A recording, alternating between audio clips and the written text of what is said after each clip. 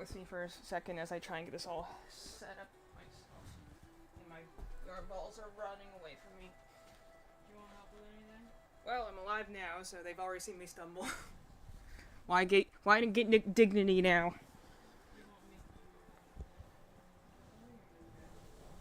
Well,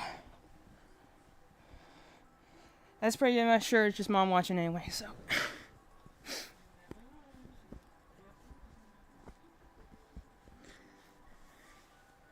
Let's try and get all these things in place so that.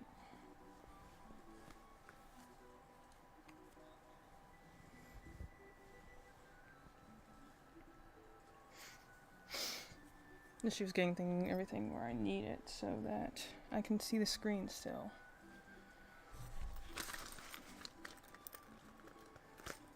I'll go there, put that there, put this there.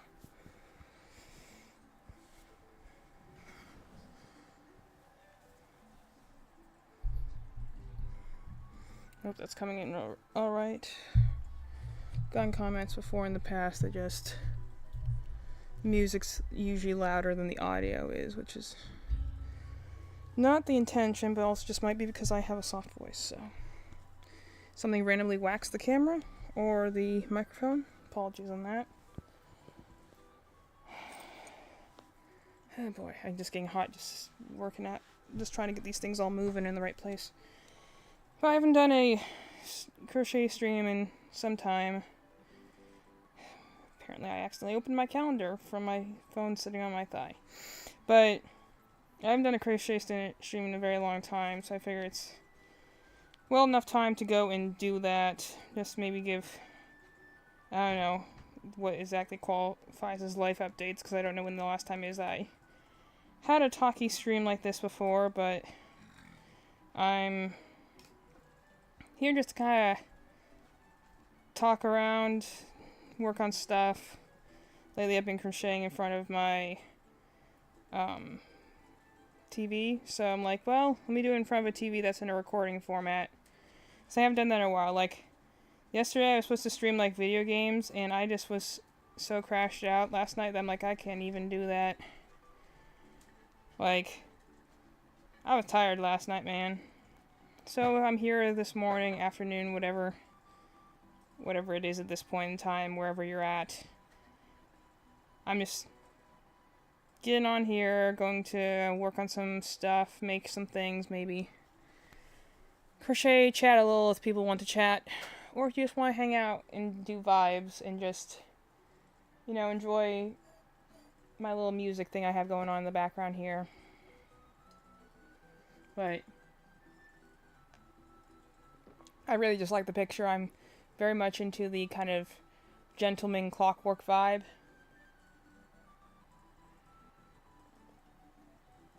That's why I tend to theme most of my characters off of anyway.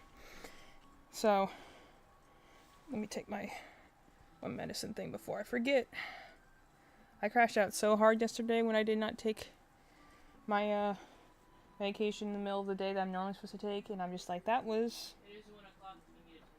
Yeah, I brought it with me this time, but yesterday I was supposed to take it 1, and it was like 3 o'clock, and I'm like, oh, oops. No wonder I am feeling so out of sorts. Who would have thought that I take these things on a certain basis for a reason? Funny stuff. It's also weird, because sometimes some pills taste like fine, they taste like nothing, and then some just almost taste sweet, and then there's some that just are like, that tastes like hand sanitizer, which is to say not very good at all. So yeah, I'm gonna work on some stuff. I might do a Bonnie, I might work on this. I'm like, we're off on spring break this week. So I've just kind of been trying to, I have a lot of half-started projects I started while I was at the beach about a week or two ago.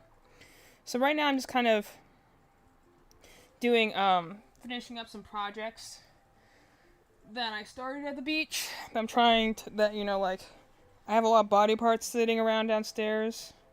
Earlier this morning, I was making little spikes to go on my, I've been working on some more Godzillas. Really love the pattern. It's by Ohana Crafts. I like a lot for patterns. They're very pudgy. They're also usually pretty easy to make. It was one of the first complicated patterns I made was her Chinese dragon.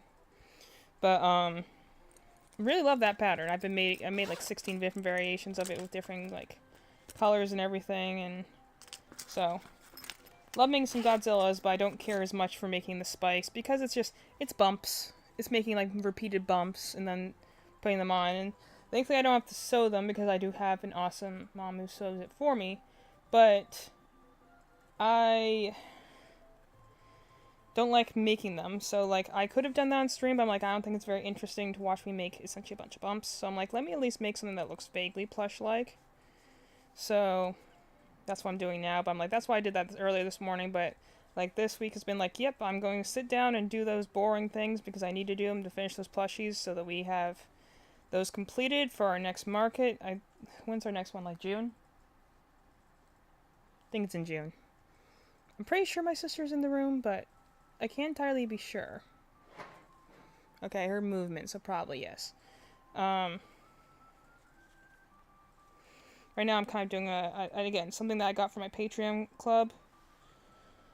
Patterns. She's been doing a lot of gesture patterns lately. It's for, Red Mills Crochet. She does a lot of dragons and mythical creatures and stuff. Really love her patterns too. Hers were literally the first patterns I tried, because first patterns I bought were her, Eevee Snugglers. So, definitely love her patterns as well, but I'm doing she's been doing, like, this series of gesture ones lately. And so I'm like, I saw this one that I was like, I'm not going to make it in its normal gesture form, but I saw it, I'm like, I think I can make a cool alteration to that. And it's not like alteration like a literal thing, it's more like I see it and be like, if I change the colors up a little bit, I can make it look like this one character. 1, 2, 3, 4, 5, 6. Which is kind of what I do when I make the Freddies or when I make the Godzillas, is that I'm like, I kind of look at them and be like, with different colorings and maybe some alterations, how can I change that? Like, I have this idea to do a Godzilla one, but I've made it in like this pale green that I had lying around. I'm like, I bet I can make that into a Tyranitar with a little alteration. So I just had to figure out how I'm going to do the spikes right now. I'm like, I'm pretty sure I can make that into like a nubby Tyranitar. So still I'm figuring out how I'm going to do that, but I'm figuring I can do that.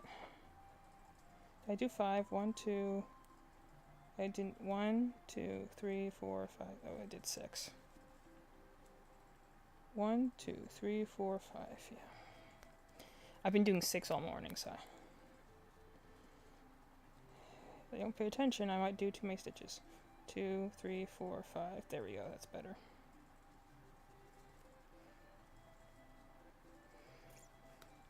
Also been getting a lot of yarn lately from, like, well, obviously because Joann's is going out of business, so a lot of people are, like, thinking it's the yarn apocalypse, so, like, the yarn sections in, like, any Joann's I've went to just look like, you know, like, the end of the world. Like, they're completely empty. The only thing left are, like, skeins that have been torn apart or, like, just completely unraveled, and you're just like, wow. People are that desperate? Like, you know, it's... Yeah, I went and got myself some Big Twist yarn, because that's the, you know, that's the kind that Joann's only sells, and so it's a chance that, you know, there might not be any Big Twist yarn going forward, and I like the brand. I'm like, the stuff like they sell other brands of yarns like Red Heart and Burnett, and like that stuff will continue to be online, like, and not to mention other stores like Michael's will still carry it. So it's like, and they weren't even doing it for like a good price. Like, honestly, I was a little annoyed with their marketing where they're like, here, 40% off, and you go into the store and it's like, actually the yarn is only 25% off, which is not even that good. Like, I typically buy stuff at Joann's like around holidays and when they have sales and stuff, and that's usually like 40% off, which is a good deal. There's 40% off yarn. I would understand why everyone was buying it, but I'm like, 25% off is not that great. It's better than full price, but it's not that great. Okay, what do I need to do? Alright. Color change. I've had like 3 different ways to color change lately. Like, I have my like simplistic color change, like when I essentially don't care if it, you know, if the colors like shift a little. And then I have my like in a row color change, which is what I'm using on my big Flygon I have downstairs. That thing is massive. Like, I still am not done with the body, and it's well over 5 feet long. Like, it's really big. To be fair, the original pattern looked big, and it was done in worsted yarn, and I'm using 6-way plush yarn, so shouldn't be that surprised there, but it still was just like, wow, that thing's really big. So it's going to be a massive plushie. Like, my mom's like $600 minimum. I'm like, I don't know. But, like, the amount of yarn I had to buy for this pattern. Granted, I got on sale and I got through bulk deals on Premier yarns. But, like, still, it's a lot of yarn. So, definitely it's going to be far more than my my last big one, my Rex Lapis plushie. That one, you know, Wish has sold. He is in his forever home. The person sent me a message and a little video. She's very happy with it, and I'm glad. But like this next one I'm making is very large. I'm like, that thing's gonna be well more than $200. Like, it's very big. The one you can see behind me, the kind of this thing back here, this was about $200. And it's going to be probably as long as that, if not longer, not to mention it has more complexity. Like, it's going to have legs and wings and all sorts of stuff. It's going to be one heck of a thing, that's for sure. Okay, what's next? Crease around and then crease around again. Alright. So now I'm working on this kind of like jester-ish pattern I'm working on. The other like accent color is going to be red, but I wasn't sure what looks good with black and gray, so I'm just doing this kind of tan because I want something kind of leather looking, but I don't... For some reason, brown's one of the harder colors to get holds of, or at least get a more, like, diverse range in. Like, there's, like, 3 colors of brown I've seen, but, like, there's not, like, a ton of variety, so ideally I'd be liking to use, like, a darker, like, leather brown, but that's kind of hard to find, with Bernat, which is the kind of yarn I'm using right now, and I prefer not to like go between brands with certain yarns because they just don't do that well. Like Premier and Hobby yarns can, like, you know, their Toucan versus like their Parfait Chunky, those can work together. But like Bernat and Premier Chunky don't work, even though they're both 6-weight yarns. They are clearly of a different thickness and like elasticity, so I imagine the two of them working together would not work very well. But so I don't have I didn't have a brown I really wanted to use for like a leather kind of color, so I'm going with this tan instead. Because it's, to be fair, it's not going to be entirely visible, it's going to be behind like a red, like, cape. So it's not going to be like entirely visible anyway, but I was like, it felt weird doing it black, you know, all the way through, because that, I don't know, I just feel like that would not quite fit what I'm going for. It's going to be like a crow. But I'm like, I already made the arms black and the head black. I'm like, I feel like I made the body black too. It just looked like he's, you know, has really puffy legs instead of like puffy pants, which is the, like, vibes the pattern's going for. So I'm going to go with this tan. It's a bit lighter than I really would like it to be, but also the brown I have on hand was definitely way too light for what I wanted. It's a more pale, like, taupe sort of color, and I would want like a darker brown, like a leather color if I was going to use brown, so I'm like, I'm going with this tan. I think it will still look fine, but we'll see. We will see. It's kind of like I'm just testing. Yeah, I guess that is kind of the point of the patterns. There's a couple of patterns that I've had on my phone for a while, because I put them on I have them, like, on a Google Drive, but, like, if I don't have access to my internet, then I just download them onto my phone so I can find them later. But I don't always know, like, what I'm going to do or when I want to do it, or, like, there's lots of patterns that, like, I want to try, but, like, I haven't quite figured out the color combinations or what yarn I'm going to use. And so, like, when I went on my beach trip, there were a lot of patterns that I'm like, I'm going to finally start doing that. Like, the big one was, like, my Flygon I'm trying out.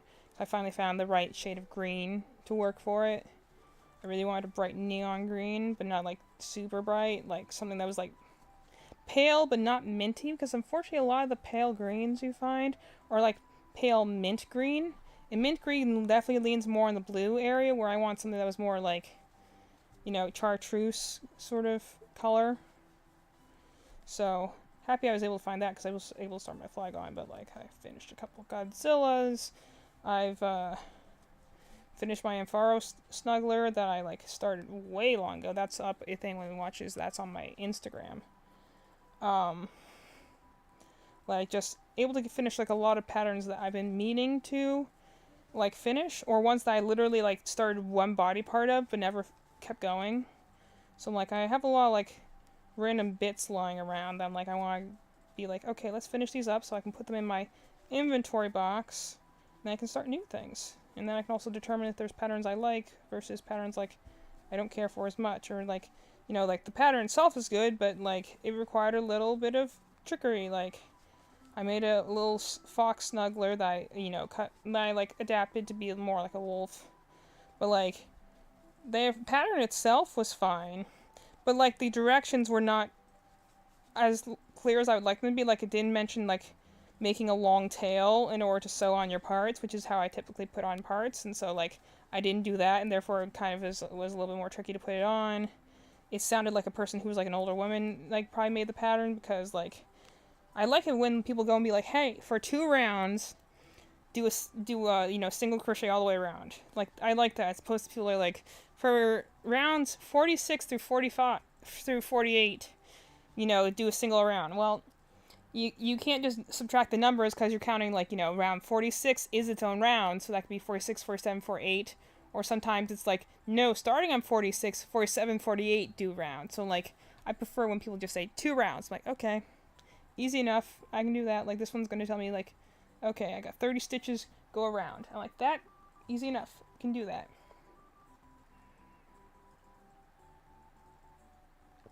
So that's what I'm doing right now. I realize I actually should go. Did I share this on my Discord?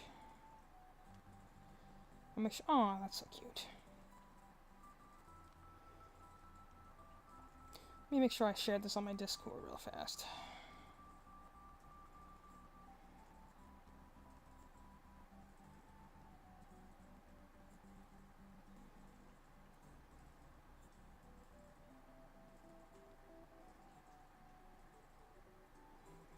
Alright. So, okay. How many things do I have to go and do off of my phone, because I don't have easy access to my channel controls? Ideally, you would do... My apps just keep closing. Ideally, you would do this as something that's like, on a separate computer, as like a laptop, as a person behind the controls who's like fixing and updating stuff as you go.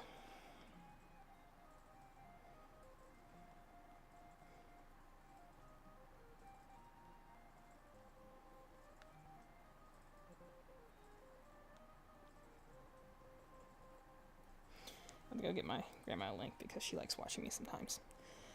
So like, that's the other thing that Melanie and I are like thinking about, is like, because we're getting to the end of the school year, like we teach, getting to the end of the school year, summer's coming up, so we're thinking about like, what summer coming up, but then like what's the next fall come for us? Because for us, we always kind of see like, people are like next year, we see next year as like fall, because we run on a school, like a traditional school calendar. So for us, the next year is the fall, like, so that's kind of when we do our reset period. So we're just kind of thinking about like, what are we going to do for next year? Like our biggest thing was that like we were going to give it like kind of a year to see how we were doing with markets and like our business. And like I have to keep telling the Malin and myself that whenever we are struggling, be like, hey, it takes time to set up a business, it takes time to set up habits and websites and stuff like that. So we're like just kind of giving it time to build itself, which I think is fine. But we have to kind of work through that process. And like also like there's other things I like doing. Like I just finished my studies in fiction class, which is great. Loved it. I just had to, this week's like assignment was like reflections like on the class, what we've learned, which I never do things by half measures. I'm like, it's hard for me to be insincere. Like that's where my autism shows, is that it's like, it's not I don't have a filter. It's more like I only feel things genuinely. So it's like if I like something, I'll be full-hearted about it. If I don't like something, then I won't like something. But like you know, the hard part for me, like growing up, is being like, is the masking part of it is being like, when you don't like something, but you have to make it look like you do. So my reaction is usually just, I react very smallly, you know, like, if I really enjoy something, I'll get very verbose. I'll describe it in detail. I'll be like, no, this meant a lot to me, and like, it seems like you're gushing, or like you're trying to like really lay on thick for someone, and like, but I'm like, no, I'm like, I feel a lot of emotion, but I can't show it physically. So, and my voice isn't probably getting it across either. So, let me try and describe with so many words how I feel about this. So, like in my recent like discussion post was just being like, hey, this is great. I love this class. It didn't even feel like work. I was talking to my mom earlier and just being like, just flexing on my shoulder there. Like, it didn't even feel like work. The weeks just kind of flew by, and I feel like I've gotten a very good like idea here for my story. Like, at the end of the program, the idea is that we write a novel, you know, that could be published. But like, it's essentially your thesis paper, like you would do for any other master's program. In this case, the thesis, fittingly enough for a creative writing master's, is a novel. Which I'm kind of excited and, you know, scared about at the same time, because that feels like, you know, I was talking about in my recent reflection, is like the idea, like, you know, especially when you're a casual artist, like, the idea of doing it, like, full stop. Oh, look, there's Madeline. She'd be in the background, too. You are allowed to go potty, Madeline. Like, the idea is that, like, you see this like something that's so much bigger than what you can do. Like, you're like, I write stories, sure, but publishing a book? That's crazy. And then you stop and think about, like, but then again, how many people publish really trash books? And still, like, you know, you kind of have to break it down in your own mind almost. Like, that's the way I've kind of had to work at it, where I'm like, you know, you take it one step at a time, one chapter at a time, you start with an outline, and you just, you know, work it into something more than that. But I'm like, honestly, the hardest part of the writing process, and the thing that honestly a class does the best, is the workshopping, which is getting feedback. For me, like, granted, in this class, I'll admit, like, I'm not sure I got a ton of, like, I would say life-changing feedback, but I was like, it was nice to hear certain parts, like, how they were interpreted differently, and more importantly, it wasn't, like, individual comments that I, like, took to heart or be like, oh, I have to change things. It was like, it was more like, this section got commented on a lot, so that means that it's touching people somehow, you know, better or worse. You know? Like, sometimes it'll be like, hey, you know, everyone mentioned this thing, but they all seem to be interpreting it differently. Oh, well, maybe that means that I didn't quite get across the feeling or emotions or actions I intended to in this scene, so I gotta do it differently, or I have to make, like, there was this one scene I had in my chapter, because we're supposed to do like a chapter, or like a draft, or whatever. So I did it drafting, like, essentially the first chapter of my potential novel. Which I've talked about a little bit on here. It has to do with, I'm kind of reworking some D&D lore I made years ago, and still am kind of using, about my, like, Magic Train conductors, right? I gotta commission artwork for them at some point, because I think it'd be great to, like, do that. I just have to find someone who, like, could do that. Like, it would have to be something like this artwork that I'm showing right now. Like, you have to get somewhere that's, like, fantasy, but also kind of steampunk-ish, where I'm like, I would need someone who's like this artist right here, who has, like, it still has very fantastical elements, but it's also, like, in that more, like, real gritty look to it. Like, I would need something like that. But I want to, because I would love to have, like, just an artwork of, you know, my character. Decrease the round. Alright.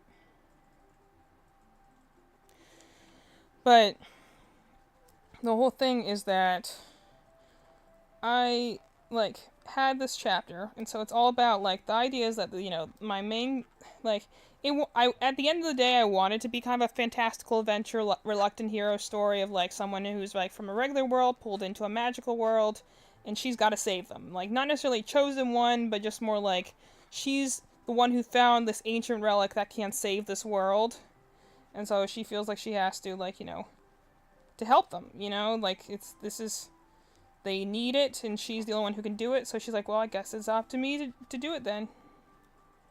Sure, I'm doing this correctly. But like that was like further in the future, and the thing I liked about this class is it kind of made me narrow down my scope, which is the idea of like, yeah, that's what will happen in the future. That would be like a second or third novel, but I'm like, where's the novel first? I'm like, well, I feel like the most important thing to establish is the relationship between like my main lead character and essentially this ancient artifact that she finds. It's like, sentient thing. Like the idea is that I have like these powerful spirits that have like different abilities, different magics they can control. And they're originally from like another world, but what they do is like they go and they find homes inside of mundane objects, usually things that are very old, that have like storied histories. Essentially the idea that I like originally worked with was like the idea of like, when you go to a thrift shop sometimes, or an antique store, you sometimes, at least I do, when you go to a particularly good one, not one that's just dirty, but like you think about like the lives the items might have lived, the stories they could tell you if they could talk. So the idea came from that, where it's like these spirits that are hide within like and live within objects that are like mundane, so they're called mundanes, and like they like only certain people who like can find the worth in a mundane object can hear them, and that's something that like her world they've lost the ability to do. Like they could have once in the past, but they can't any longer. And so, like, most of the spirits of that world left for a different world, which is the one that she ends up going to save later. But, like, the idea is that she finds, again, it's kind of based off something I found in a thrift store, but she finds this old, like, black pocket watch that isn't working initially, but she's able to, with the help of, like, the guy who's running the antique store, she's able to get it, and, like, it starts ticking again. And from there, she is introduced to the spirit that lived inside the pocket watch, who calls itself the conductor, and that becomes essentially her imaginary friend. Like he appears to her because she saw the worth in his item, and but only she can see him. Like no one else. He's got like a little pant leg right there. It's not bad. I'm really curious about how this pattern's going to come out. But so only she can see like the conductor who like is possessing this black pocket watch. And so he's in like, she found him when like she was like 5 or 6, but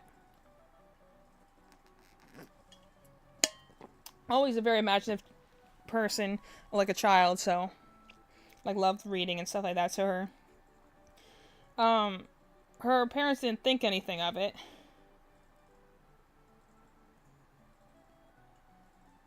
Alright. Her parents didn't think anything of it at the time because... Okay, 2 more rounds. Alrighty. Because they're like, oh, well, she's always been very imaginative. It makes sense. So they're like, she just has an imaginary friend. That's all it is.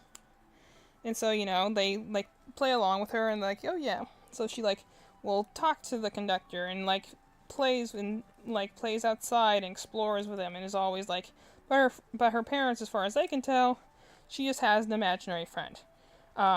Who she just is very close to, she talks to all the time, but he is actually real, he's actually there, he's a spirit that only she can see, but it's also like, she can do stuff with that, like, she likes to talk to him, he can go investigate things for her, when, like, she's stuck in her room, he can go and leave and, like, check things out and come back and tell her, like, she has this very kind of innocent friendship with essentially this ancient spirit, who, takes on human form because at least what I'm kind of workshopping right now in my mind, like, for, like, these mundane spirits, like, the spirits don't have forms themselves, they kind of take on a form depending on who, like, finds them.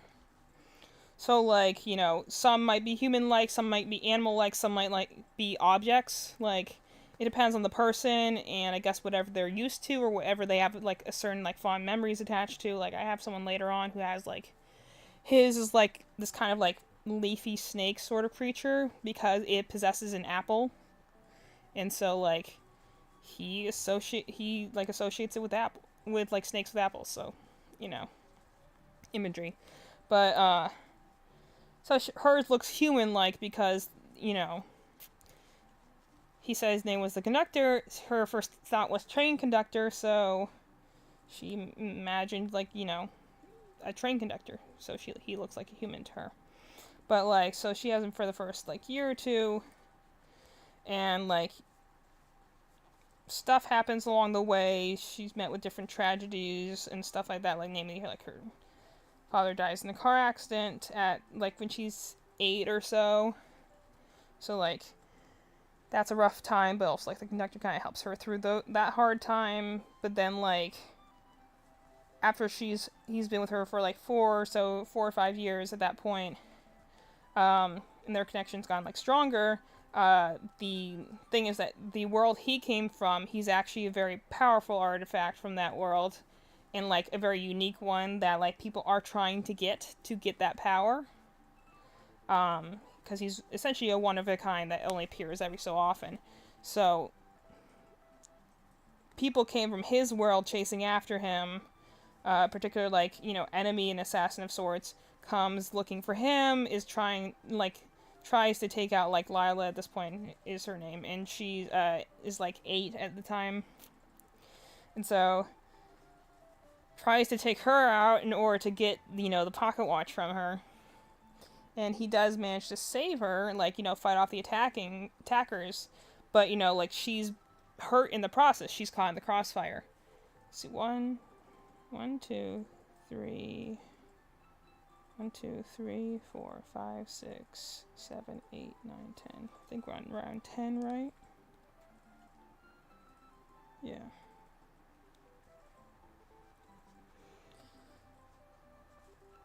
One, 2, 3, 4, 5, 6, 7, 8, 9, 10. Yep, so that's... pretty sure that's where I fasten off. Alrighty. Bulky little legs, that's for sure. But, so, she's, like... he does manage to, like, ward off their attackers, but she gets, like, poisoned or something in the process. That essentially sends her, like, it makes her very sick. And so, like, she's in the hospital for a few days, which definitely gives her mom quite the scare, considering that, like, you know, their last big time in the hospital was, like, her dad dying. So he, essentially to keep her safe, the conductor disappears and, like, essentially retreats back into his watch and just, like, disappears from sight to try and keep her safe. But, you know, that also has kind of, like, the bad effect of, like, oh, so she essentially lost both the major male figures in her life around the same time. And, like, only 2 years after she lost her dad, now she's losing her best friend. Like, it's a rough time for her, and so, like, in some ways, I guess you can say it's a little, like, you know, Amy Pond, Dr. 11th Doctor sort of thing, where, like, you know, she's certain that, like, he existed, he was real, but then, like, as the years go by... and, you know, she can't find, like, the watch just ends up in, like, a box of knickknacks in the attic sort of thing, so she loses track of what happens to the watch. She insists that he was real, but everyone's like, hey, it's okay, you were using that as a coping mechanism at the time, like, you were just a kid back then, you had you know, it was easier to retreat into fantasies, like, 1, 2, 3, 4, 5, like, given so many other reasons in, like, you know, people and therapists and stuff like that have told her that, like, he wasn't real, but that's okay, you don't need to, like, pretend anymore. And so eventually she kind of just, even though she knows that he was real, she kind of just convinces herself, like, oh, well, it must have been imagination, I was a kid, you know, I didn't realize it. So the idea is that when this first chapter that I did actually end up writing for my fiction class starts, it's her finding that black pocket watch in her attic, and then, like, you know, essentially what does that mean, you know?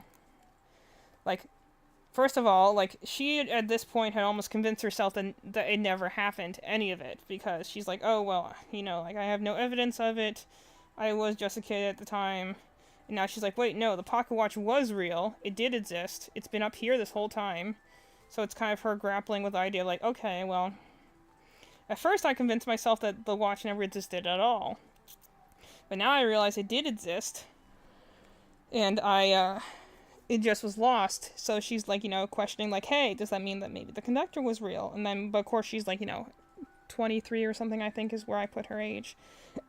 But, like, you know, she's essentially just, like, right out of college. like maybe a year or two into her first job. But so she's kind of like debating, like, hey, could any of this other stuff been real? But she's like, no, there's no way. Like, people have told me this whole time. I've gotten actually a lot of, like, she experienced some bullying and stuff like that, and a little bit of gaslighting, and people being like, no, there's no way this is real. There's like, that doesn't make sense. So, like, her finding the watch in her attic is both like a sweet thing and a horrible thing, because it's like, on one hand, there's so much nostalgia attached to this object. It's a reminder of a simpler time in her life. There's so many positive memories associated with this imaginary friend of hers, but at the same time, it's also kind of brings back some nastier stuff too, because it's also like, it's a reminder of, like, when her life was better and different, her family was whole, and now it isn't, and like, some of the suffering she had, like, being kind of bullied for a little while because she had an imaginary friend at, like, age 10, and, like, also the fact of, like, her being like, hey, it was better just forgetting these memories, and now I'm remembering them, and now I have to grapple again with the idea of, like, was any of it ever real? So the whole idea of the first chapter is essentially, she finds this old object, and, the reader doesn't know yet. But the idea I want to get across was the reader can tell that, like, this was really important to her. It's a good memory, but also one that's kind of twisted, a little bitter as well. Because one of the things that she has to, like, figure out and overcome as she, like, as the story will go along, like, she does end up keeping the watch. She does try to get it working again, and, the conductor does appear to her again.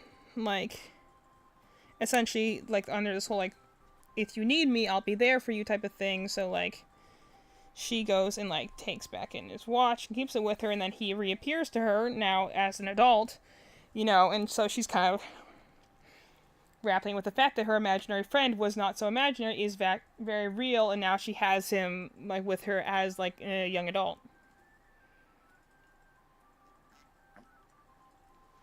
And inevitably, eventually, the danger that found her as a child will try and find her as an adult again.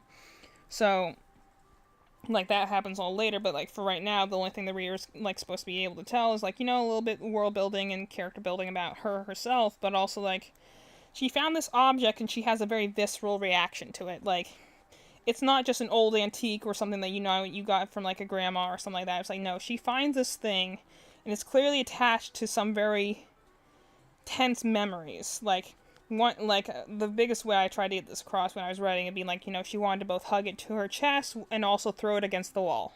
And to be fair, oh, the image changed. How about that? And to be fair, not everyone got this in my reviews. That's why I could tell. That's why I like the workshopping process and the review process, is that, like, not everyone understood this. Like, I had one reviewer who said that, like, I don't understand. It's like, I'm not sure exactly,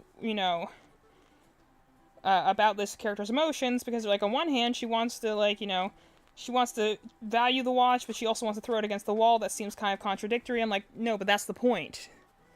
That humans themselves are contradictory, that emotions aren't always things that are, like, just positive or negative. That's the whole point, is that she both is relieved and happy to find this object she thought she lost forever, but also at the same time is thinking about, like, time lost and, like, the negative, like, stigma that she had because of this object that she thought she left in the past, but now it's here again. And what does she do now that she knows it's here? Like, can't she just put it away? Does she bring that part of her life back? Like, something she will have to deal with later on in the story is that, like, one is going to be reestablishing her friendship with the conductor. This was her best friend at one point, so, like, trying to reestablish that bond, but also she kind of unwittingly, unintentionally, connected his leaving with her father's death. Essentially, the idea that, like, I don't want to make close connections with people because they leave. She has this fear of, like, abandonment to some degree. Like, she does have a supportive family, but, losing someone that early, I think, would just leave a mark on you. Like, even if her mom has been there for her and she has some good aunts, some good grandmas and grandpas, like, she loved her dad immensely, and then he just was gone. And then, even then, right after that, her best friend, who promised to protect her and be there for her, also just vanished without saying goodbye. So, like, she just has this, like, fear of abandonment, especially from male figures and stuff like that. So she, like, you know, has these issues because of that. So, like, part of the thing of her is coming to terms with is, like, you know, she kind of associates her, like, anger and, like, you know, misplaced feelings about her dad just, you know, dying in a car crash and, you know, trying to deal with that, not being able to say goodbye, why did he leave, or something like that. She kind of links that grief with the similar grief of, like, you know, the conductor leaving, you know, a short 2 years later. Like, she kind of associates those two events together, so, like, when he comes back, she still has a lot of anger that's really actually about the loss of her dad, but she's directing it at him.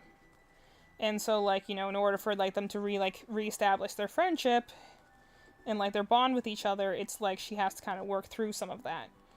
And that's not even getting into, like, any of the issues the conductor himself has issues, because, like, the first, like, biggest thing is that, like, when he came to this world, in, like, he was originally essentially escaping from his world to this other world where he should hypothetically be safer. They were ambushed along the way. He lost the person who was trying to get him there, essentially his guide. His object got lost and damaged in the process. So, you know, it kind of just ended up in, like, again, thrift shop to thrift shop until eventually it ended up where Lila was. And, you know, people tried to fix it, but then when they couldn't fix the watch and they didn't find any value in it because it was broken, like, it just moved from shop to shop until Lila finds it, and, you know, like, she, even when it's broken, she finds value in it, and that's what helps wake him up again. But even then, like, he's in badly hurt, essentially, so he can't really remember a lot about, like, where he came from or what even he is. So that's why, like, for a while, Lila just keeps him as a companion, but, like, he can't tell her a lot about, like, his world or any, like, the things he knows about, because a lot of the information's been jumbled, and essentially has to just heal in order to get access to that information and that power again. So, like, his bond with her later on is what helps him, like, regain some of his power back. And then, like, you know, that's kind of the point of the story, is that this is, like, a legendary, like, Excalibur sort of artifact, but, like, its power needs to be drawn out by a capable, like, wielder. So it's kind of where Lila comes in, is where she's, like, not quite necessarily chosen one, but they're like, hey, you bonded with this object that essentially has been missing for a very long time. We're going to jump on that because we need this thing's power in order to, like, save our world, so will you please come help us? And so she's the one who has to, like, essentially become better herself so that she can try and better him, because, like, you know, her reflection of herself is also going to afflict the conductor as well. So, like, you know, as she keeps, you know, hiding and not believing in herself, then that reflects backwards on his half of the bond. So, like, you know, he's only as strong as she is. So the idea eventually that, like, he is, like, one of the things that makes him so powerful is essentially, like, all the different mundanes come in, like, different color varieties, and they have different, like, advantages and disadvantages against each other. Kind of like, I guess, the Pokemon typing system. But, like, he's, like, okay, let's see. 2 rounds. He's essentially a black mundane, which there's only one of. There's also only one white mundane. And so the white one is the, like, you know, like visible light. It can split into any other color. So the white mundane has the ability to essentially replicate any other ability or power, which makes it insanely useful and versatile, and therefore something that, like, you know, that was heavily guarded but then fell into the wrong hands, and so that person, like, no one could stop them, because the only thing that could stop the white mundane was the black mundane, which has the ability to, like, natural darkness, can absorb the light out of everything, so it absorbs all color. So the black mundane's unique ability is essentially it can stop any other power, including, like, the white mundane's power, so that's the only thing that could stand against it. Unfortunately, at the time, when, like, the white mundane was stolen from that world and, like, you know, came into the hands of someone who was dangerous, like, the black mundane didn't have a wielder at the time, so, like, they were just like, let's get this object as far away as possible, because if both of these, like, powerful spirits fall into the hands of the you know, this tyrant, then we're cooked. Like, there's no way we will be able to, like, the guy didn't even need to use, like, the black mundane. He's just like, as long as he had it, he could prevent anyone from having the power to stop him. So people were like, lets, essentially like Death Star plans sort of thing. They stole it, they tried to hide it away, and just its escort didn't quite make it, so like they accidentally lost it in another world. But they're like, well, at least he doesn't have it, so there is still some hope that eventually the Black Mundane will find its way back into the world, and he ended up coming back with Lila. But like they have like very like powerful abilities, but like she can't quite tap into them until she one gets better with like, you know, magic, but also just in general, like his strength is only as strong as her strength is. So like if she does not have like the same like level of confidence, then like he can't tap into any extra strength. So like when she first finds him, like he only has so much power. But the whole thing I found within this first chapter was I originally wrote it where it's just a discussion between like Lila and her mom are going through junk in the attic. That's when they find the black pocket watch, and she has different things. And the first original draft had Lila essentially talking to her mom. Her mom finds this old like treasure box of hers that's been stuck in the attic for who knows how long. It's a trip down memory lane, looking at all these items, and one of the items inside is a picture of like young Lila and her mom and her dad at like a theme park of some sort.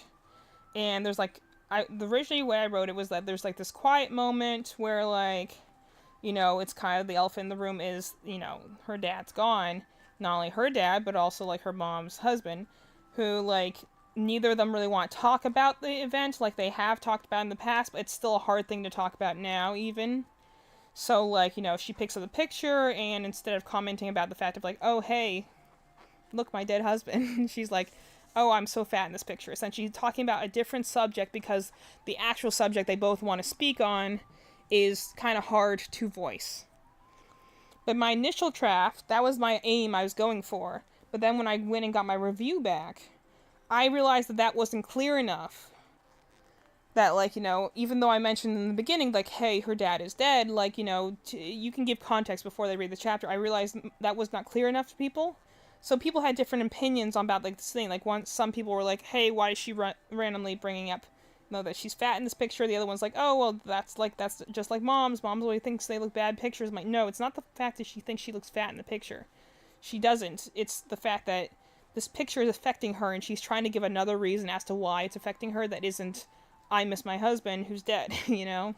So in the second draft of that story, I essentially rewrote the scene a little bit and added in more detail to be like, oh yeah, let me say it a little bit more explicitly that this is the reason it's hard to look at this picture of these two women is because that man is gone in their lives, you know, like he is dead. It had an effect on his daughter, it had an effect on his wife, and it's, even though the two of them have kind of done their best to move on and grieve, is like they are also not like, it's not an easy thing to talk about still. Like, death is a difficult topic to talk about. So, like, I tried to make that more explicitly clear in the second draft. But I realized that because, you know, someone went and came and said, hey, I had, like, it wasn't even like someone pointed it out. It was more like there were multiple people interpreting that scene differently, which told me that I wasn't being clear on what the scene was supposed to do. Like, because sometimes you can go and be like, hey, well, I mean, people interpret things differently because everyone comes in with a different perspective. And that's kind of like the cool thing about, like, you know, reading is that, like, we can all interpret it a little differently. But what essentially that showed me was like, oh, well, I guess that I didn't make this clear enough because people are interpreting it differently. 1, 2, 3, 4, 5, 6, 7. I'm pretty sure that's... So, like, sometimes it can tell you being like, hey, everyone responded to this, but they responded in different ways. But they responded so differently, I don't think it's just people are interpreting the scene differently. I think it's like, I didn't make clear what the scene is supposed to symbolize. So, I went through and did it a second time, and then people understood it a little bit better. But also, sometimes you get interpretations that people are like... I had one person that was like, clearly you didn't read the introduction, because I'm like... I, like, explained something in the introduction to give them context for where the scene's coming from. And then later on, like, I wonder why she's talking about this weird pocket watch. I'm like, I literally say in the first paragraph, and pocket watch is connected to her imaginary friend, Like, it's pretty obvious what the watch symbolizes. It's just you don't really understand how that's important to her yet, like, or how that's going to change things. Like, sometimes I'm like, come on, guys, just read my introduction thing. It's there to help you understand.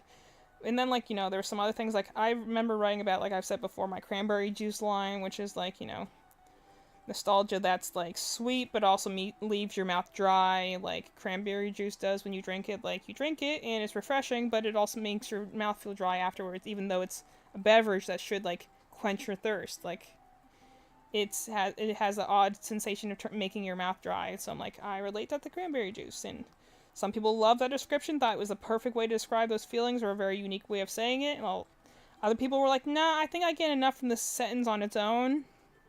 I don't think you need the simile. And I'm like, well, I'm going to keep it because I, one, like the description. I'm a very sensory person. I have issues sometimes identifying emotions, especially myself, sometimes in others, but especially myself. I have issues identifying and, like, naming emotions. But sensory things are very, like, strong for me because I have, like, not necessarily say sensory issues, but I'm very sensitive to certain sensory things. Just the other day, I was like, felt like I was gonna lose it because part of my bra itched, and it bugged me for a while. Even though I'm like, nothing different changed or anything like that. Just that was a day I woke up and I was having sensory issues.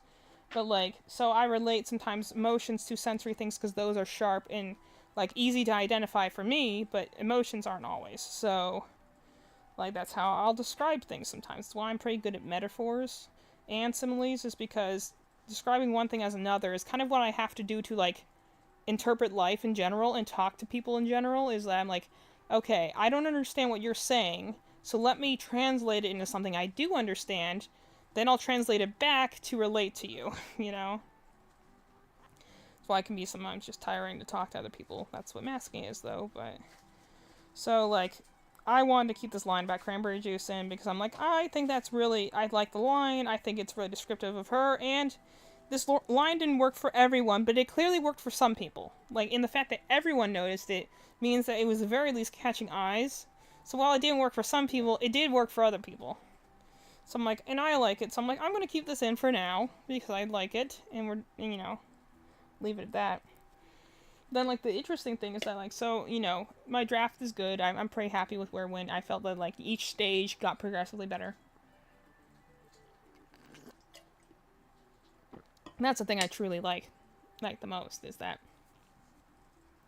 I like the workshopping aspect of this class. That's what I'm most, like, excited to do and work with for this program is the workshopping, like, the feedback, the, little, like, every way that you figure out a little way to make the story better, or there's, like, a blank spot that you didn't realize when you first wrote it, because, like, with exceptions, like, I think a lot of people, when they write the first draft, like, when they're ready to turn it in for review, usually people have a story in a state where they're at least, fine with it.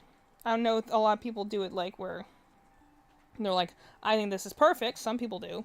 I certainly don't. I always think there's something wrong with my works, but, like, you put it in a state where you're like, okay, I think this is good enough, but, like, the thing I figured out in my first draft is that a lot of people are like, I don't think you need all this dialogue, like, I think you can skip over a lot of this, like, essentially my characters were talking too much, and they're like, just get to the action faster, they don't need to have this back and forth. I'm like, oh, well, that's fair. I like writing back and forth, but I understand that, like, it was slowing down the chapter, and I need to get to the action faster.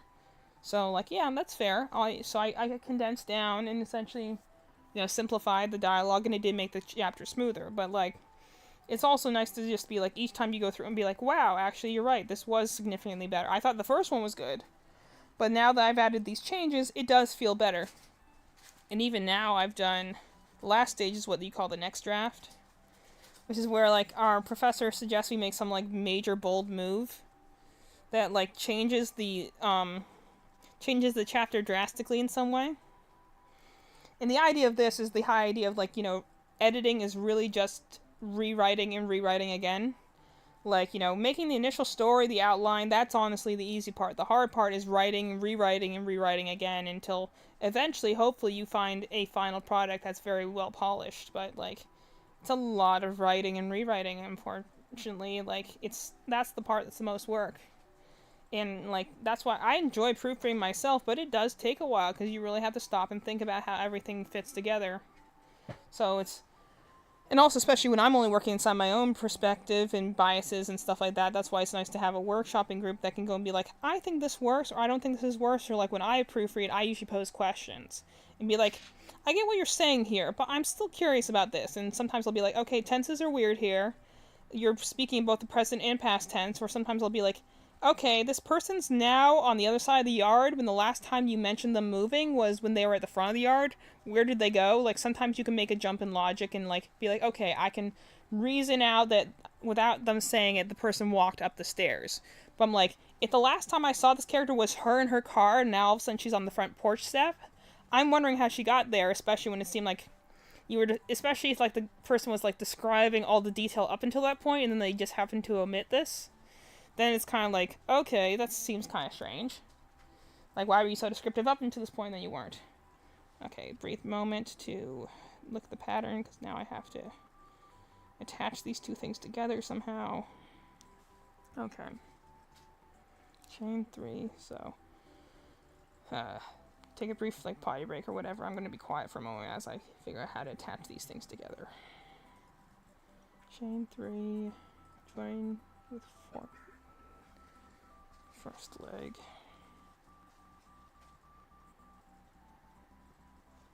Single crochet.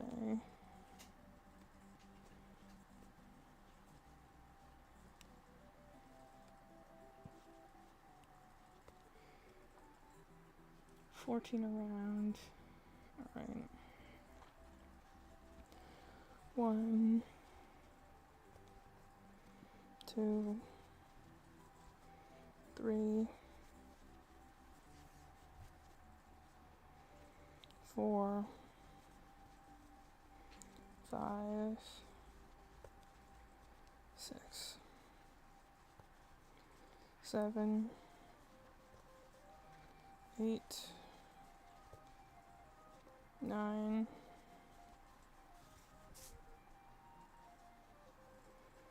10, 11, 12, 13, 14. Okay, so I gotta condense that a little.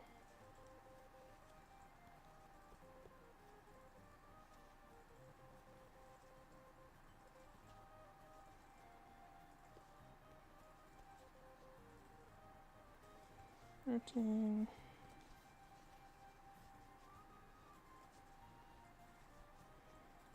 14.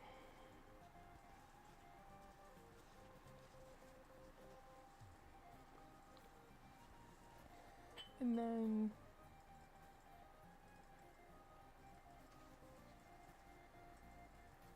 oh wait, no. 14 more, so actually these last two should be 4. So it should actually be 15.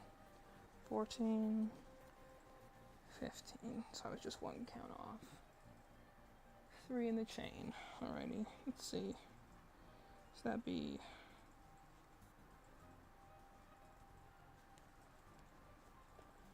1,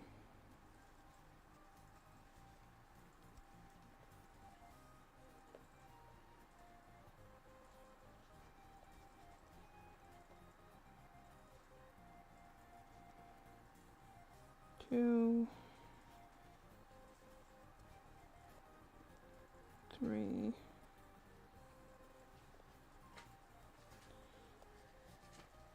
15 around this. Yeah, that's what I thought. 15 around the second leg. Alright, so 1,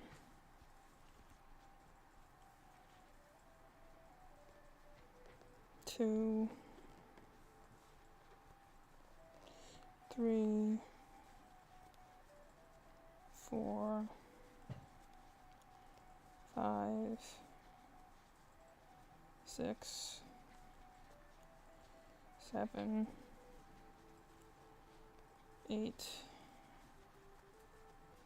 9, 10, 11, 12, 13, 14, 15. So I just need one extra decrease in there. 14,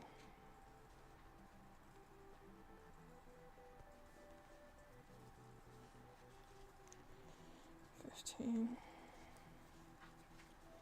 and 3 across the other way.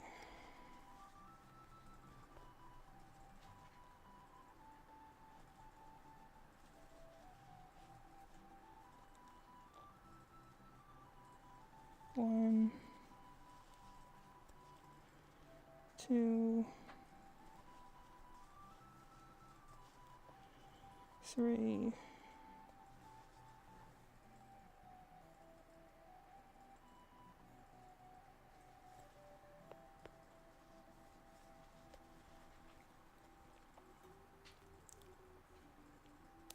'kay, now I need to make sure I got 36 stitches. Alright, 1, 2, 3, 4, 5, 6, 7, 8, 9, 10, 11, 12, 13,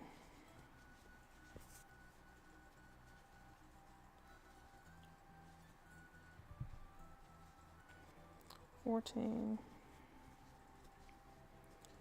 15, 16, 17,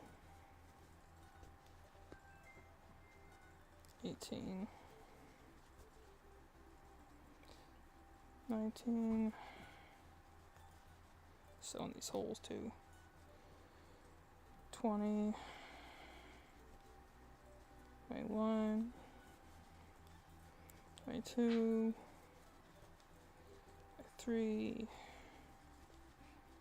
24, 25,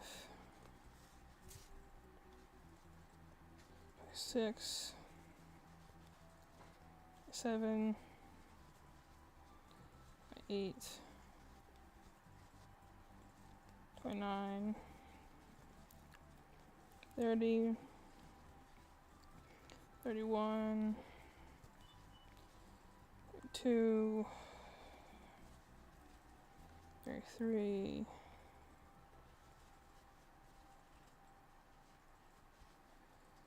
34, 5.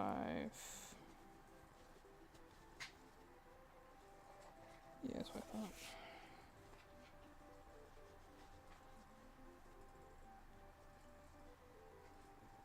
6th or 7th or 8th. I'm still short too, so let me do this. This is also what getting better at crocheting means. It means like when you realize your stitch count is off, is being like, okay, how do I fix that? Well, easily. If I have too many stitches, usually the answer is find a place to decrease somewhere.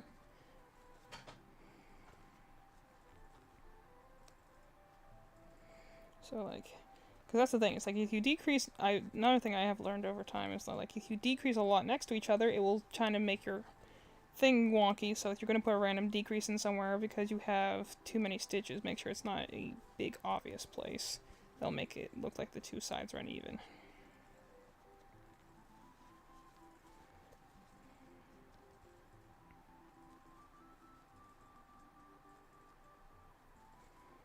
Hopefully that should get my count right.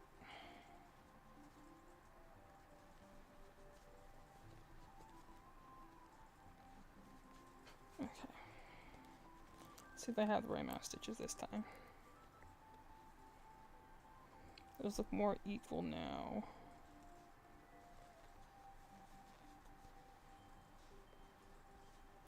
Little legs.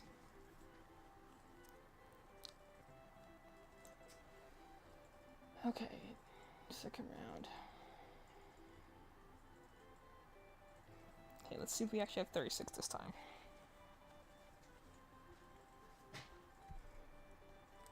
Welcome to my stream of me counting, because I cannot get the right number of stitches. 1, 2. But this is also supposed to be a chill vibe stream, so like if you just want me back in the background while you're like working on work or doing an essay or any other sort of activity, I'm also great for that. I apparently have a very soothing voice. So I've been told by at least 3 people. 1, 2, 3, 4, 5, 6, 7, 8, 9, 10, 11, 12, 13, 14, 15, 16, 17, 18, 19, 20, 21, 22, 23, 24, 25, 26, 27, 28, 29, 30, 31, 32, 33, 34, 35, 36. Awesome.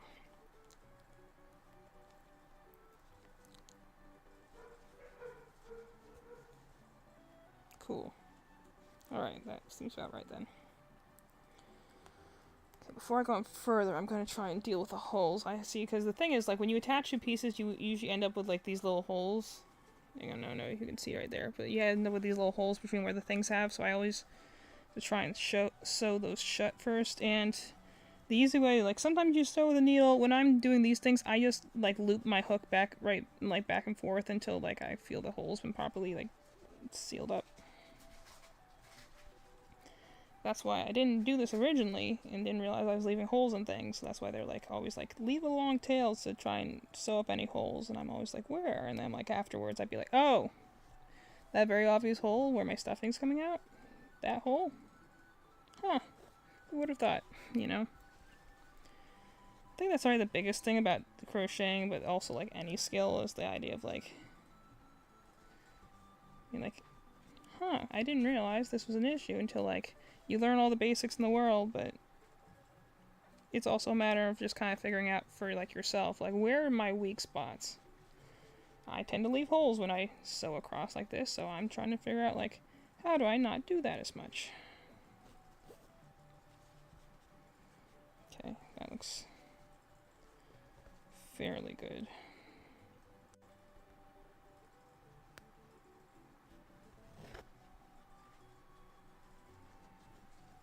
Just, it doesn't have to be anything like particularly like great. It's just like I'm just pulling this. Essentially, there's not really a hole so much as there's just areas where the stitching is weaker. So I'm just pulling it together so that those areas aren't obvious. Like, they're not explicitly holes, but they're areas where the stitches are looser together because they're where I attach the legs together. So I just kind of pull the yarn back and forth in them so I can make those areas less obvious.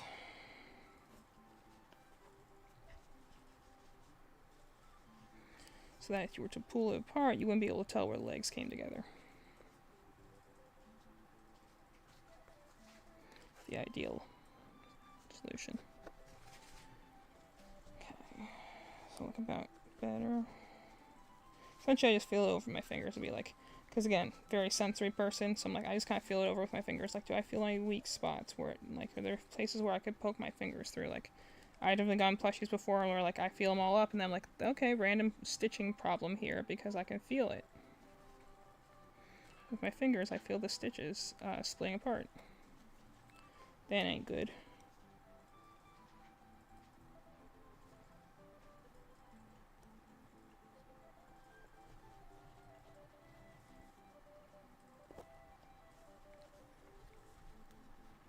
Okay, that seems a little bit better. Now we got little pants.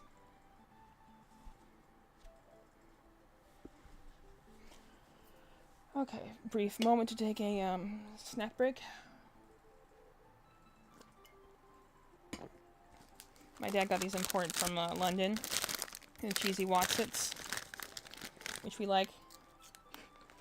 Just because, I don't know, I don't enjoy cheese puffs, but a lot of the time they either have a little bit too much chew to them, or they stick in your teeth, or they feel a little too heavy. Like, I don't know what it is, but we found these while we were in London. Well, UK in general, but when we went to London last, we actually found them before that, but in the UK. But they're light and they're like not hard to chew on, so they're like, you know, you can just, they're just, it's one of those things that like you guys gotta try it, but they're definitely the superior form of cheese puff to us. So I'm gonna take a brief Wotsit break here.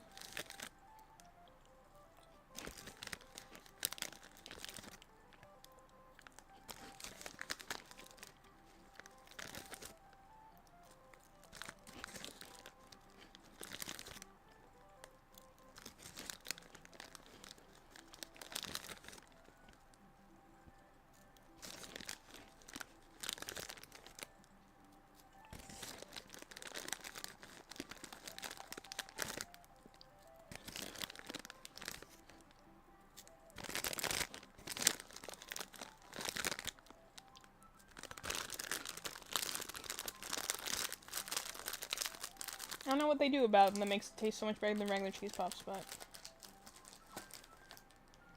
they do. That, and the one thing we found is that Five Guys fries, for some reason, taste so much better in the UK. Maybe it's because they like have the whole fish and chips thing, so they know how to make fries. But man, the fries at Five Guys just taste so good, and they're fine here in the States. And the fine thing is, like, Five Guys is like a burger place, so it's like the burgers are about the same, but I'm like, Five Guys fries are significantly better in the UK.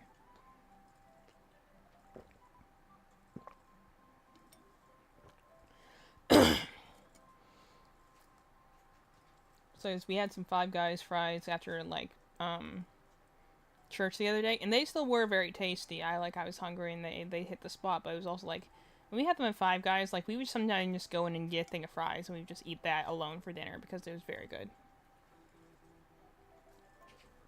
Like they either have different oil or different potatoes, or I mean, which would make sense if they're, you know, they're near Ireland and everything, but.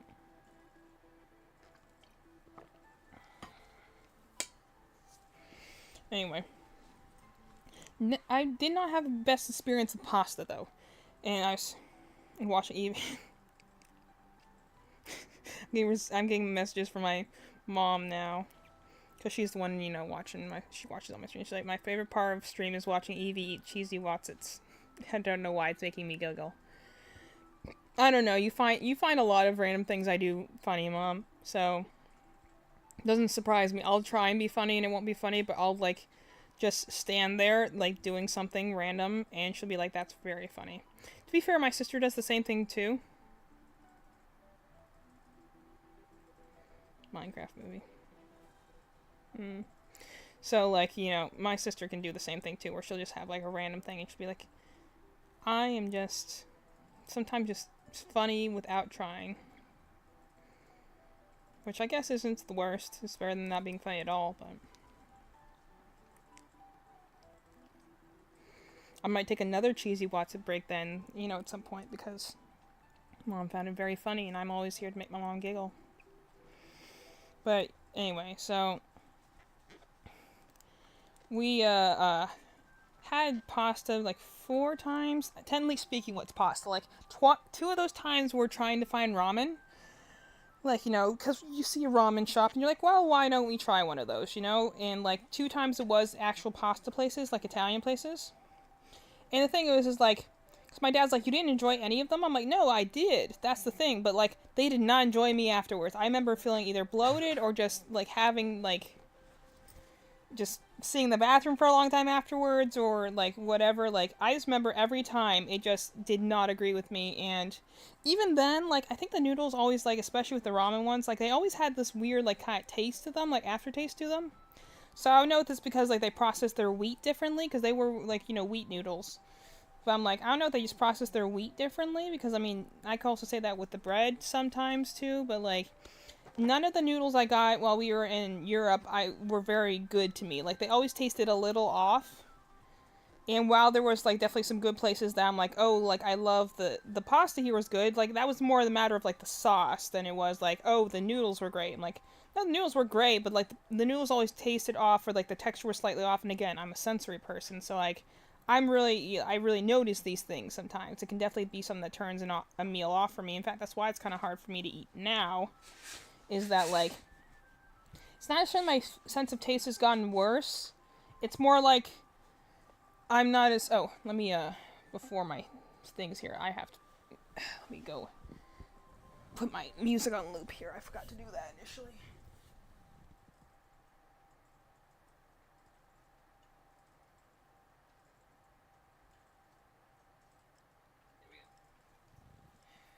Forgot to loop my music.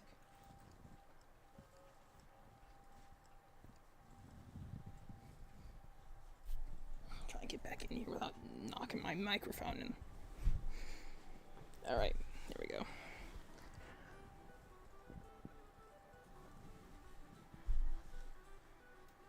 I hope I'm gonna have enough time to finish this. I think I should, but...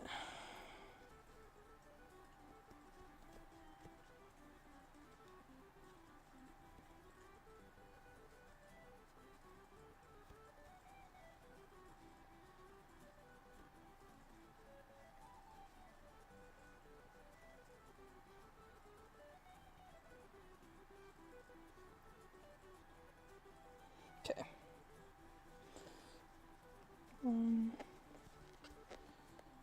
But essentially, so like when we were like, I enjoyed it, but also like the other thing that makes it difficult sometimes when we're in like the UK is that like we can't really like, artificial sweeteners really mess us up. Like, they give us headaches, digestion things. Like, our bodies are not meant to like our family in general is like, our bodies are not meant to process them. But like, they have artificial sweeteners in literally everything. Like, you know, like things like stevia, sucralose, and stuff like that. And I'm like, no, I can't have that. Like, it will mess me up. First of all, it tastes weird to me, but second of all, like, it gives me horrible headaches and turns my stomach out. Like, sometimes we can just sip it and we can immediately tell, because it'll immediately start hurting. Like, we'll get like migraines and stuff. Like, it's not great.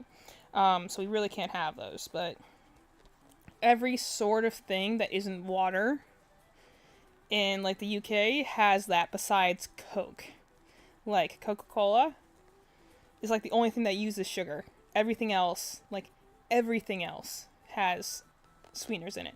I was trying so hard, just like the second time we went, I had to like bring my own Gatorade with me, because that's the thing I'll use if I'm like getting dehydrated or something like that.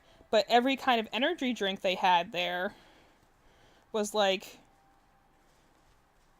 you know, had some sort of like sweetener in it. So I couldn't find anything. Like, there's no, like, they would have in just random things like fruit juices. Every kind of fruit juice, every kind of lemonade, like their equivalents of like Powerade and like, you know, things that are supposed to help you with your getting dehydrated. Like, all of them had sweeteners in them. And you're just kind of like, I was with my mom in the supermarket the other day, and like, stevia in lip balm. You're not even eating that. Why is there stevia in lip balm? Like, what? There shouldn't be sugar in a lip balm, so why are you putting stevia sugar substitute in lip balm? Like, what the heck, man?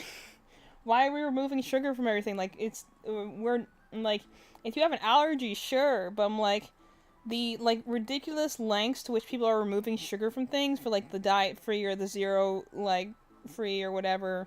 Like, sure, if you have, like, a health condition that requires you to do that, that's fine and good, and that's what those things are meant to be done for, but, like, the fact that it's, like, in everything nowadays, it's like, lip balm. Why would we need stevia and lip balm? Now, I can't use that lip balm because it'll give me a reaction to it. Like, it'll give me headaches and stuff. Like, that was just crazy to us because we're like, why would you need to have uh, a sugar substitute in a thing that's meant to put on your lips to make sure that they don't get chapped? Like, you shouldn't be eating it. And I say that, but, I also do know as, a weird kid is. There was this one lip balm I remember as a kid, like, again, because I'm a weird sensory person that really should have seen all the autistic markers earlier in life, but, I have awesome, like, family and parents, so we all just were like, yeah, we're all weird together, and we never thought it was, like, a problem. And truly, at the end of the day, it is not a problem. It's, like, it's definitely, I'm not, like, I'm not in the mentality of where I'm, like, gonna be like, oh, it's a superpower. I'm like, it's useful sometimes, it's less useful at other times, but it's, like, it's not cancer, but it is also not there. It's not like, I'm anxious right now. No, I have anxiety. There's a difference, like, there's a difference between being depressed and having depression, like, there's a reason we gave these things medical terms. So that, namely, it's to receive support, so that you have, in my case, like, just having the diagnosis helps, because now I have information. The biggest thing that, like, I saw a thing on Instagram the other day, because, like, the two things I use my desk crochet account for is, like, I use it to post my crochet stuff, and to save all my what I call tisms memes, which is, like, ADHD, autism, all the other, like, funny, like, things that just make me laugh. That's essentially the two things I use that account for. Everything else I do on my other account, like, family and stuff. But is that I found this one that like was like comparing like how people think that people will receive an autism diagnosis, where they're like, oh no, this is horrible, I've been disabled this whole time, I have to change my life, like, the way, like, essentially you hear, like, people who are, like, are part of, like, the Autism Speaks movement. They're like, oh no, this horrible thing, it's like a cancer diagnosis, and I'm gonna have to do all these horrible things, and your child will never be the same, and, like, and then, like, below that part was, like, I'll have to see if I can find it later, but the thing that was below that part was, like, actual people when they get the autism diagnosis, like, wait, you're saying there are other weirdos like me? You're telling me that these things I've done this whole time I thought I was alone on, there's other people who understand me? There's other people like me? I'm not alone in this? There's actually methods to, like, deal with these problems? This is great. Like, it was like me finding the game club, like, at high school. I'm like, wait, there are other nerds like me? There are people who want to just talk about Pokemon? Wow, this is awesome. Like, it's, that was kind of my like, feeling towards, okay, I need my wings now. That was kind of my response towards it, was like being like, wait, there's other people like me? Like, this is crazy. Like, it felt like a good thing, not necessarily because, like, and I still kind of have to come to terms with some stuff, but, like, and I still do every day sometimes. You have to sit back, like, just the other day, like, I've been doing really good with, I have been starting some, like, new medications to kind of help me with, like, or supposed to help me with, like, kind of like my fog brain I get sometimes, and also just to deal with my anxiety. I never got officially diagnosed for anxiety, but it was more kind of a thing of, like, I think it was more that I never really expressed my symptoms very strongly enough. And I also think that my particular, like, anxiety is more a matter of, like, not necessarily, like, anxiety like you was seeing the typical way. It's more like, it's something that is made worse by the conditions I do for certain have when they're not being treated. AKA, I am more anxious when I have ADHD that's not being treated, or if I have, like, autism stuff that is not being treated, so therefore it is messing me up, and that's why I've had these issues, and I never really noticed until, like, my biology changed in some weird way because of COVID messing up my hormones and stuff, and, things like that. But And so like that was the way I kind of looked at it. Is whereas like it was again because my way of dealing with anxiety, and I was kind of explaining this as I'm going to talk about my D&D campaign in a few minutes here, but like the thing that I kind of like explain to people is that like the reason I liked it is it wasn't just because like sure I'm really past the age where I can get really any huge like support. Usually like you get support for that like when you're younger, and honestly I think I dealt fairly well. Like I managed to cope as much as I can, and even then I'm kind of like figuring out, unlearning and relearning stuff every day. It's it's a process. But the biggest thing about me was like the way I kind of deal with anxiety and stuff like that is like in my like is hyperfixations, but also just sometimes just getting as much information as I can about a topic, and then I feel more like prepared. And that's how I deal with anxiety sometimes. I was explaining to people like that's kind of how I campaign prep a lot of times. Is I write an insane amount of stuff that I know I'm not going to use, but then I feel prepared. Like I have those thoughts in the front of my brain ready to go. So in my case, it was like learning about it, researching more, like, and mainly just watching videos of people and their own experiences and being like, hey, that's me. I always thought it was just me being weird and no one would ever understand me, but I'm like, no, other people have this issue. And they managed to be fine with that. Like, my biggest one I've talked about before on channels like Jacksepticeye, a big YouTuber. But like he just got his like autism diagnosis. He's had his ADD diagnosis for like years, but he just recently got his autism diagnosis, and that's nice because namely because he had the same reaction to it. Like I watched his reaction video, and his reaction was pretty similar to mine, where he's just like, "This is great. Now I actually have this information. It doesn't suddenly change who I am, but now he's like, now I have this information, and it makes so much more sense now that these symptoms I've had that never seem to have an answer, now they do, and I feel better about that. And I felt seen when he released that video, just because like that was my reaction to it. Was like, now this makes sense. This is great, and also the fact that he's like, he got some responses from friends like, I can't believe you would share that on the internet. He's like, why? It's in a lot of ways, it's like sharing your eye color or your hair or your like your heritage. Like it's part of who you are. It's not something that's just going to suddenly change because you don't mention it, and it's not something that changes you because of anything. It's like it's the same thing as saying like I have Polish heritage, but does that change who I am as a person? No. Same thing like with mental stuff. That's at least the way I look at it. Like people can look at it differently, but I'm like that's the way I've always looked at it. Where it's like, I have these things, but that doesn't change who I am. I'm still going to be like me. If anything, it's like I feel more comfortable to just be who I am and like not so tense and like masking as much. Which, to be fair, also just kind of came with age too. Because you're a little ball of tension when you're like from like middle school to even like college level. Like that was me. I was just very tense, trying to fit in, trying to figure out why I just can't connect to people. And so like after that, figuring that out, I'm like, oh, 2, 3, 4, 5. Like that's why. Makes sense. Should have seen that one coming. Okay, I gotta attach the wings here. Okay, 4 through wing and body. Okay, let me make sure I have these right. So I'm gonna pause in this discussion for a second here, make sure I get these on at the right point.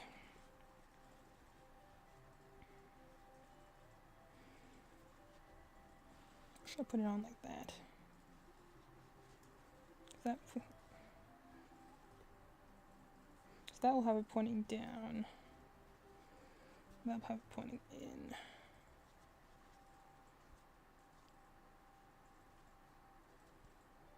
That'll have it going backwards. So what if I did like... Because I'll have the silver going backwards. So the silver going forwards.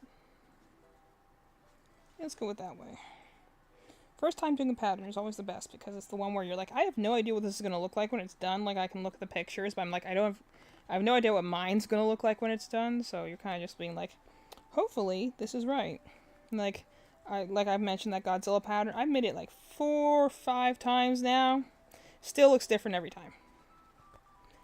I still can't get the belly pattern to be straight. For some reason it just leans to the left every time, and I'm like, I'm assuming that's just my tension issues, but like it's one of those things where you're like, oh well. Okay, let me see. 1, I gotta count for a minute here, so 2, 3, 4. Oops. Don't want to pull that through. 4.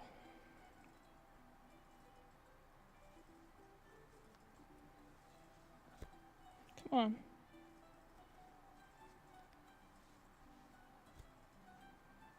Grab the thing.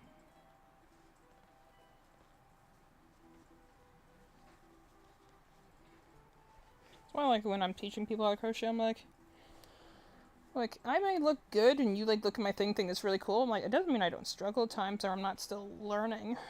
Like, that's how skills work. I feel like even the things people say I'm very good at, I'm like, I still feel like I'm in a constant state of learning. I'm never going to be at the point where I'm like, I'll be proud of myself, which might also be a self-esteem issue, but, you know, things to worry about later. Okay, 10. So this should be where I put the other wing on, I think. See, so this one goes, so this has it pointing that way. So it should be here, I think. Right? No, this one's kind of pointing up. I'm pretty sure it's going to be...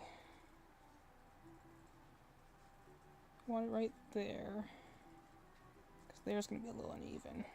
So one more stitch should be 11. That's the thing I kind of have to account for, which I realized as I made my Freddies, is that my things always lean slightly to the left. It might be because of my tension. So I pull things tighter. So, like, you know, after so many rounds, you know, like my stitches start to drift a little. Just because, again, I pull my things tight. Not necessarily a problem, but it is something I have to kind of remain conscious of, especially when I'm doing something that has, like, a pattern. Like when I made a corgi for a commission, the face pattern was a little crooked because it just started pulling a little to the left as I went. So it meant that it wasn't quite even on both sides, so that's why, like, I was worried about things like dolls and stuff like that require you have symmetrical patterns, and, like, my things always start to lean after a little bit. Which annoys me a little, but, you know, it's not the end of the world. It's like, if I'm aware of it, I can kind of correct it a little bit by just going one stitch in or something like that, but it is something that I have noticed that I'm still trying to figure out how to fix. It's kind of like when, you know, you're in color guard and there's, like, you know, this beginner issue of, like, rolling your silk as you're doing drop spins, and it's something that eventually, it has to do with how you're rotating your wrists. 1, 2, 3, 4, 5. Okay, that should be correct. You know, and it's something that you just kind of work yourself out of over time, that eventually, as your form and your technique gets better, you realize how not to roll your wrists. I feel like it's probably one of those things where, like, just because, and also because I don't do, like, I do magic ring. A lot of people can also do, like, you'll do what you call chain 2, where, like, you chain 2, do all your rounds, like, all your stitches in the second chain, and then you'll do a slip stitch at the end to connect with the initial chain. Which some people do, and I don't know, maybe if I did that, it would keep my patterns from leaning to the left, but, like, I just don't want to do the extra thing, because whenever I do that, I always end up with, like, one more stitch that I need to, because some patterns, like, don't count the slip stitch, and other patterns, like, do count the slip stitch. And so, like, I'm just going to do magic ring because that works for me, and I'll just try and adapt my patterns as best I can. Like, you know, sometimes I have to go and do, like, just lean it to the left a little bit each time. Okay.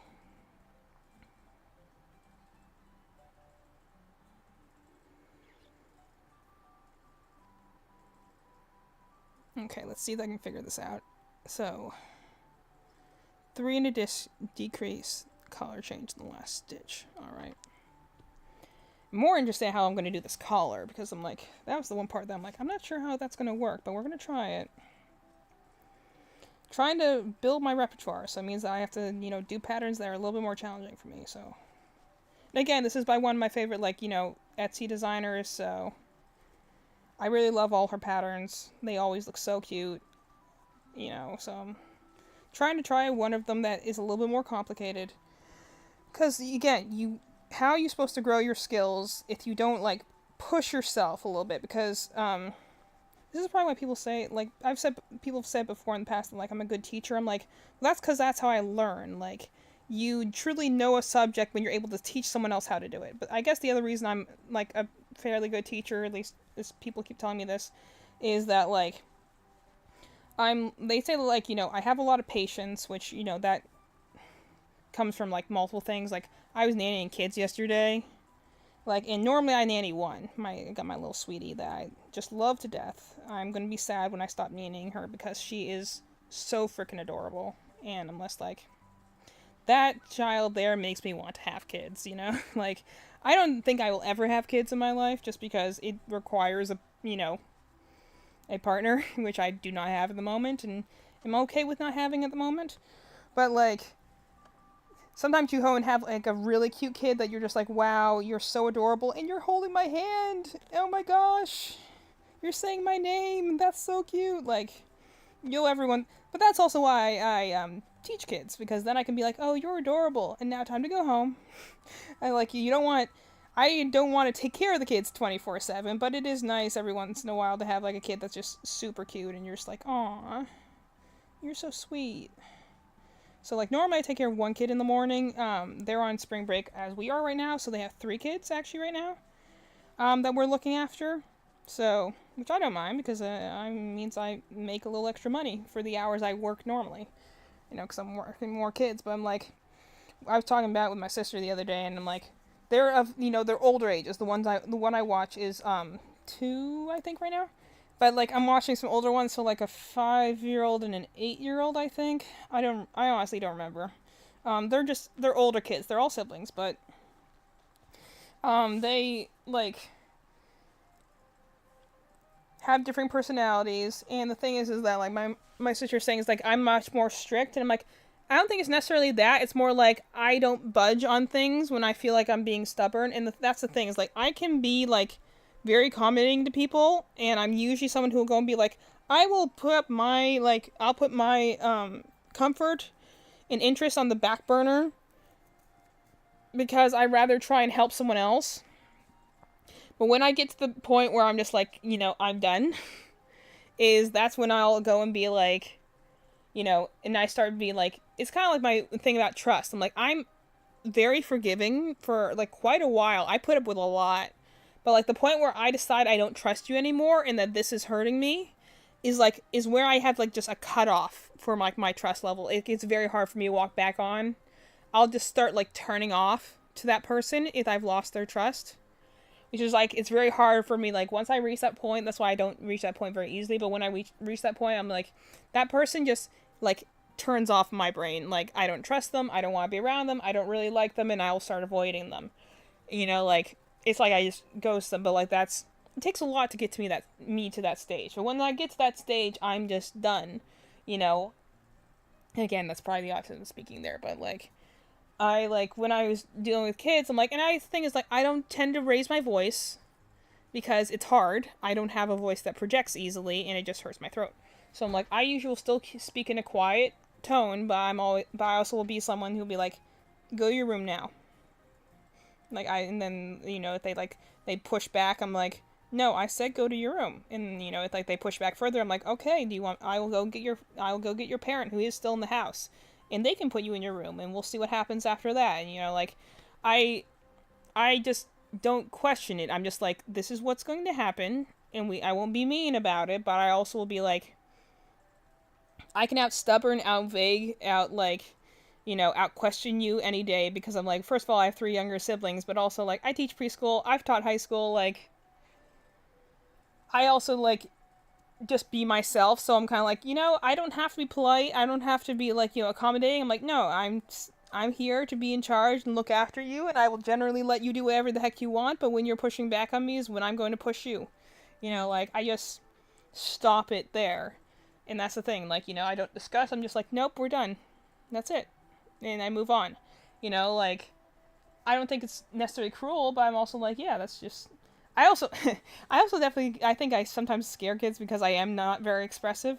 Like, I remember I was in the band room once, and, like, I think I got a comment for, like, not from me, like, my guard reported stuff back to me. I love my guard. It's gonna be a pity to, like, I'm retiring. I have to go and, like, draft up, I think, an official, like, response, but, like, Yeah, I am done with band. It's just it's been a good run, but I've been doing it for almost a decade at this point for this particular school. Like it's been at least 8 or 9 years. Like I could practically get tenure for this temporary position at this point.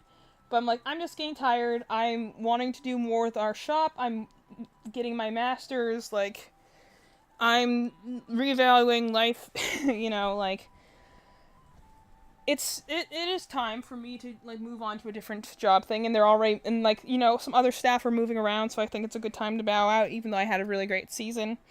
But like I still enjoyed it for what it was. Like there were definitely some hard times, and going through this last season was kind of just tiring on me. It wasn't bad. In fact, it was a pretty good season by all intents and purposes. I had a great guard, but like I could tell that like I just don't have the energy in me anymore, and also just as I'm figuring out more of myself mentally and stuff like that, and what I can and can't take. It's like because that's the biggest thing is that like again another thing I saw on Instagram once was like how's it that like I used to do things like all the time. I did all these events, and then like I could handle all the social interaction, and I could stay up really late, and now I'm not. And like some people are like, oh well, you used to be young, but I'm like I like the kind of like the nerd version answer of like, oh no, you were masking this whole time and dying on the inside. Just now you're aware of it, and now you're realizing you don't have to do that anymore. I'm like, yeah, I think I stand more in that corner where I'm like, I don't have to push myself to those limits. So now that I'm aware that that bothers me, and more, it was kind of killing me on the inside. I'm like, now I'm kind of like in the stage where I'm like, I don't have to do this. So like, I used to have the energy to do this, but I'm like,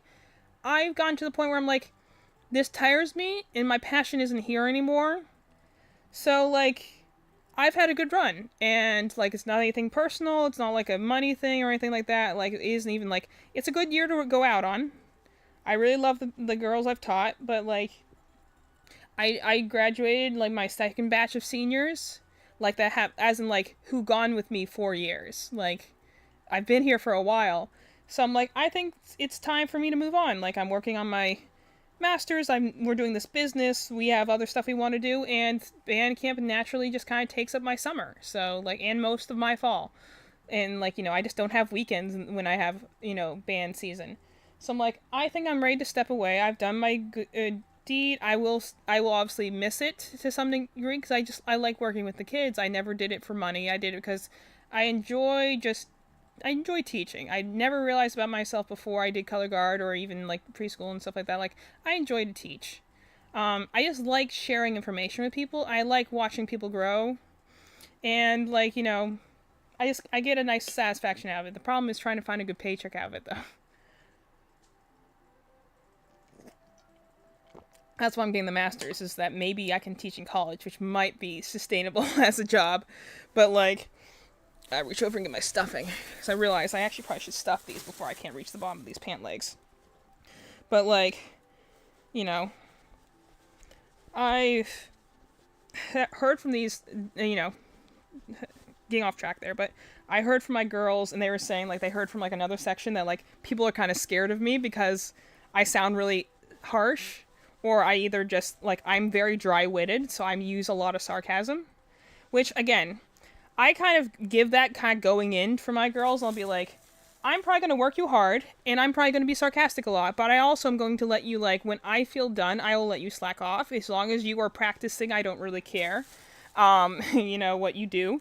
Like, follow my rules, and I'll give you pretty much free reign otherwise. Like, I'm not going to go and drill you. I'm not going to make you practice in front of me, but I'm like, follow my rules, work hard, do your best, have fun, but, like, I'm not going to, like, beat on you too. And I'm like, and I'm not going to, like, if we can get things done when we need to, then we will have times when I'm just going to be like, I have this new game I want to talk about, so we're going to talk about it while on water break. And if our water break happens to take 15 minutes, then it does, because we're ahead of the work. Like, I feel I kept things very fast and loose, because I was like, if we are doing well, then I know when I can waste time, like stuff like that. And like, we can have fun, and we can just talk as nerds, because I had some nerdy girls, and like we can just talk about video games for a little while. Like I'll give you like water breaks that maybe that the band doesn't get, and like like I'll give you extra things you can do as kind of just us as guard people, as long as you're working hard. Like if I feel you're taking advantage of me, then I will obviously pull back. But I'm like, as long as I feel that you're giving your all, you're practicing, you're paying attention when you need to. When I'm teaching, your eyes are on me. Like, then I'm like, I'll give you a lot of slack on the leash. Like, but like to the outside, I sound like to other section apparently. I sound very sarcastic. I sound like I can be a little harsh at times.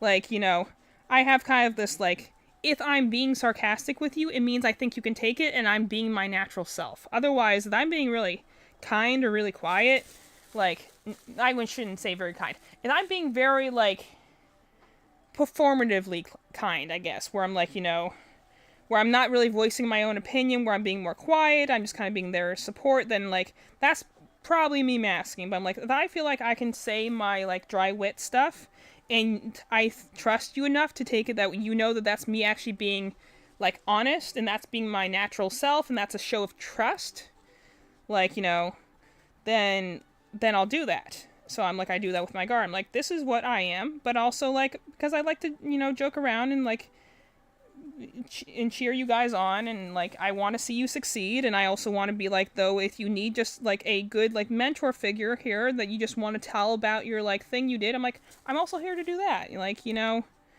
I'm here to make this a positive experience for you, because that was what it was for me. That's why I teach it, is that like when I did it, I was not particularly good at color guard, definitely not enough to teach it, but like I knew the basics and I worked hard, and I'm kind of here for those girls that are like, they're like, you're not naturally, you don't, not everyone's naturally skilled or talented or like takes the things, but sometimes you're just there to learn a thing and be part of a team, and that's what I was. So I think I need to do the, so see, he's got a little body now, I gotta make his head. I do actually already have his head, it's just gonna have to be sewn on, but I have to make his collar first. So no, I'm just kind of here to do that. So, but like, from the outside, from the other sections who watch me and just see me like kind of running my people around, and like also the fact that like I have like, again, like I do with nannying kids, I have like a no nonsense of like, this is where it stops. I'm not debating this. This is what's going to happen. Like, that apparently intimidates more people, and also because I'm pretty monotone. I don't usually express very much. I'm usually showing up in sunglasses and a hat, just again not for any reason, just because I sunburn easily and I'm very sensitive to light. So like, I squint constantly. I'm getting into the season where like, dang it, I'm gonna have to like wear sunglasses all the time whenever I go out, regardless of whether it's sunny, because I'm just sensitive to the light. Come on, come through here. I'm gonna try and do this with this honey bunny, not honey bunny, honey bee yarn. So this is from Hobby Lobby. I was using this for my like ratio owl I worked on a little while ago, and I realized this is actually, it doesn't look it, but it's actually thicker than Premier yarn, which is usually my thinner 6-weight yarn. So this is technically a 5-weight yarn, but it's actually thicker than a 6-weight yarn I commonly use. So I'm like, I'm going to try and use it with this Bernette stuff, which is 6. So it's like, it's thinner than it, but it's also kind of plush and velvety on its own. So I'm wondering maybe it will, like, if these two textures will work together. Because this is all, like, this is thick for this size of yarn. And this Bernette stuff I'm using right now is not particularly thick.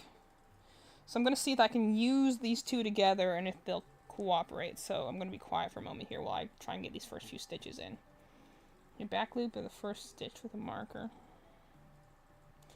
Then front loop. 5 half double crochets in all 5 stitches. Alright. Okay. Because this is the thing, I've always seen people do ruffles with crochet before. I've never done one myself, though, so I'm going to try and figure out how to do this. Okay. Mark the back loop of the first stitch, alright.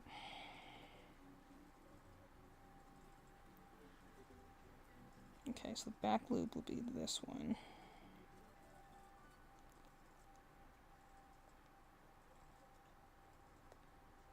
Right there. Alright, and then front loop only 5 half double crochets, and all 24. Do I have 24? 1, 2, 3, 4, 5, 6, 7, 8, 9, 10, 11, 12, 13, 14, 15, 16, 17, 18, 19, 20, 22, 23, 24. Alright. Alright, then I guess let's try and do this then. So let's see, so 5 in each stitch. So I assume this is going to give me the ruffling thing. So let's try this in the first one so I can see what this looks like. 1,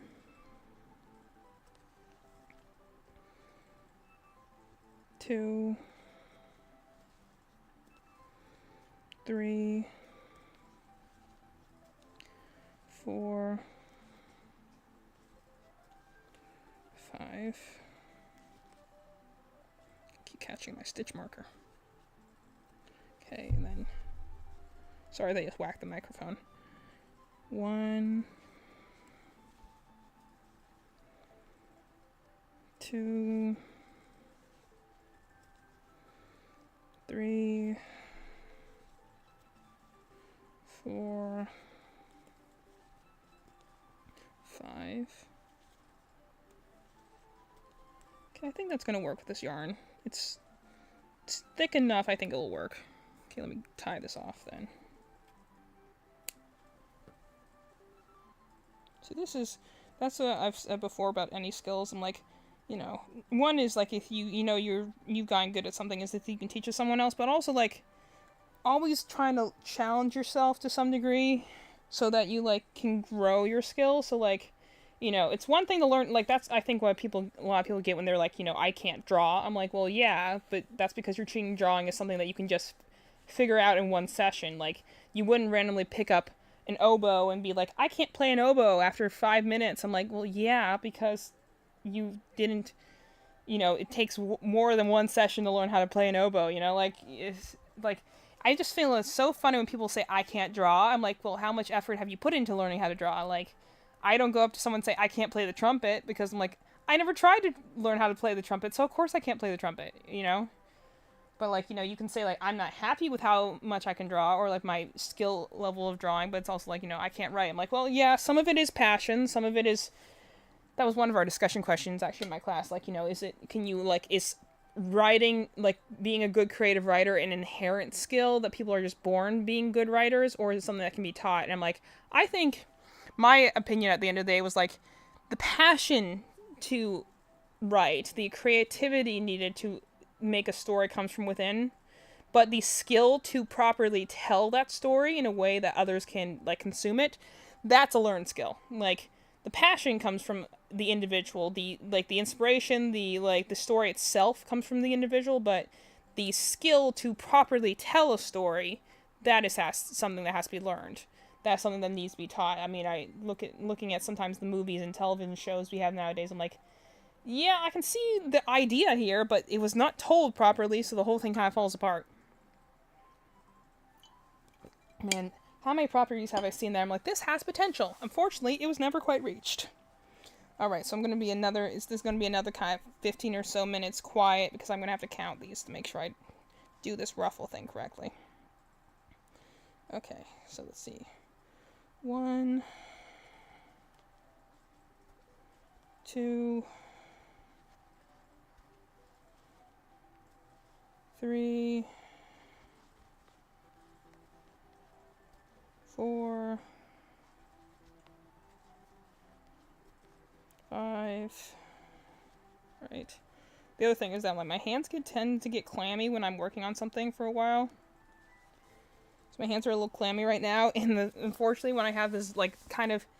So this is, again, my first time using Hobby Lobby yarn. The biggest reason I don't is because their skeins are very small.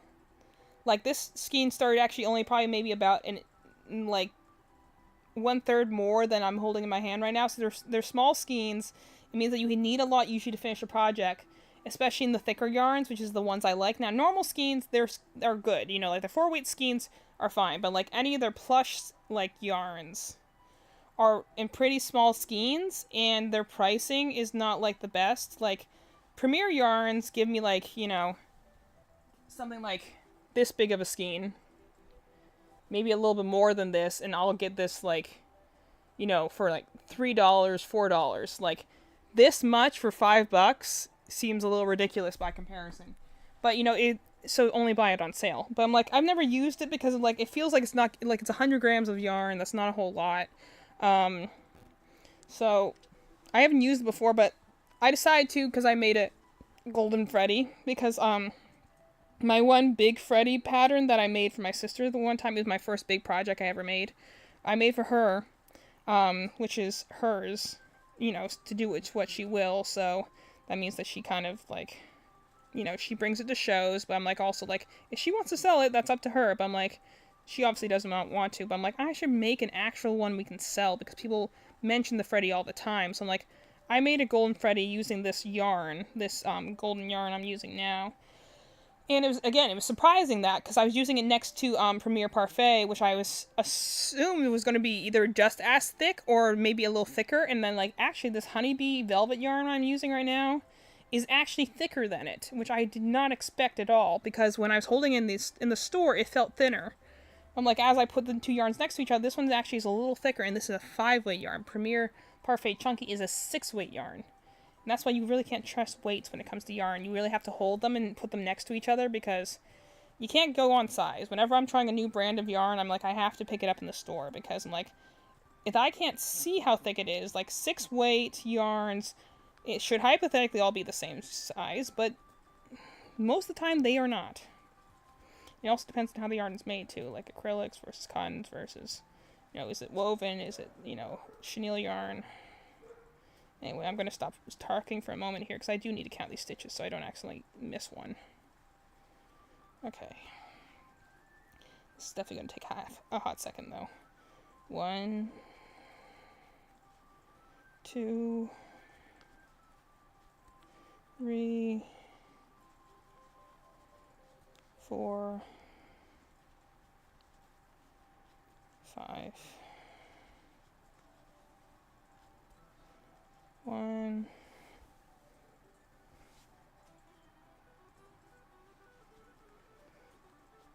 2, 3, 4, 5.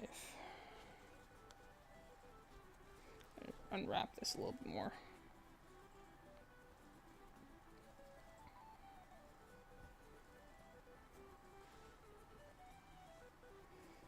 Okay. That's my next stitch. 1. Come on. 1, 2, 3, 4, 5.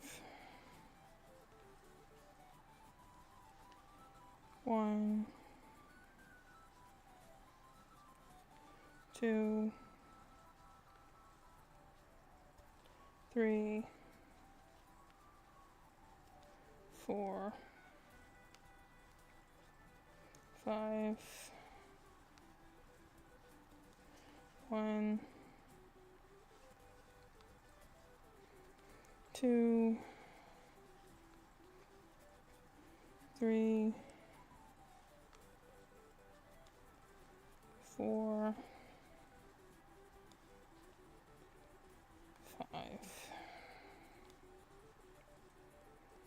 1, 2, 3, 4, 5.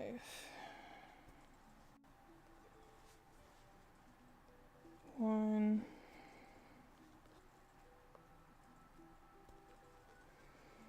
2, 3, 4, 5.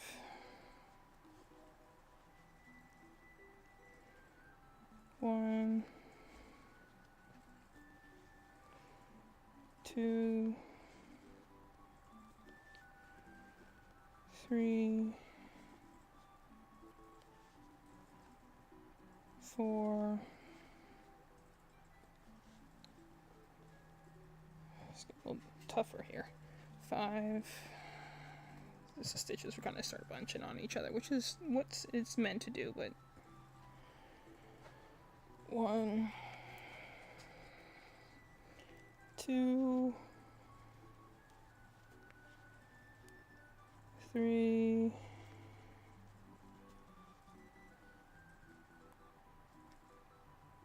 4,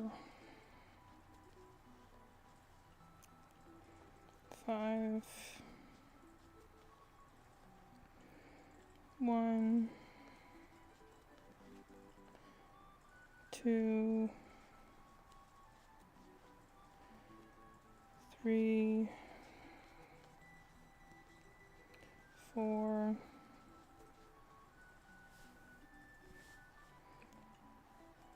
5,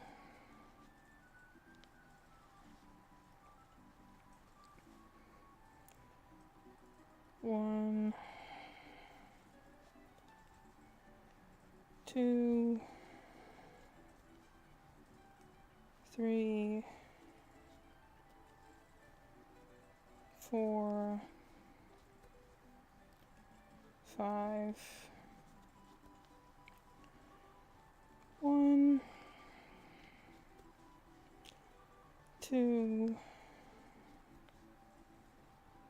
3, 4, 5, 1, 2,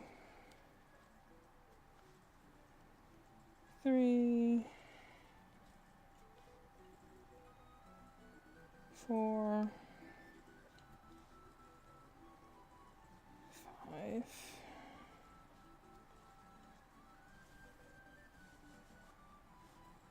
Okay, let me rewind this a little bit more.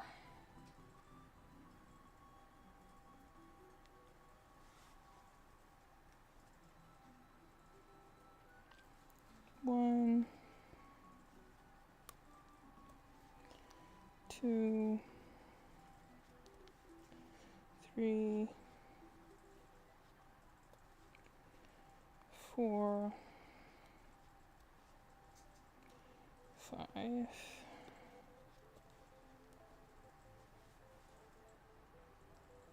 1. Come on, it's getting stuck on. 1. There's the other thing. Velvet yarn does catch on itself a lot. Feels soft, but it snags on itself a lot. 2, 3, 4, 5, 1, 2, 3, 4, 5,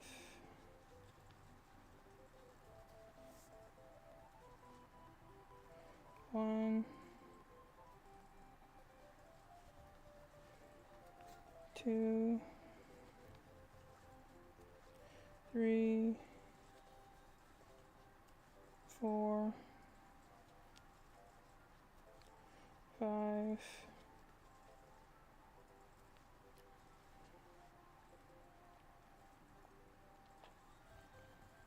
1, 2, 3, 4, 5,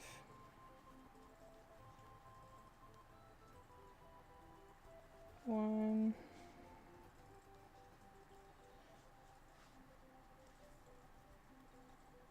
which may not holding.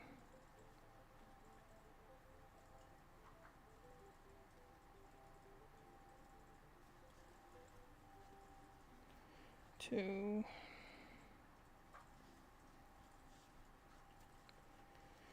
3,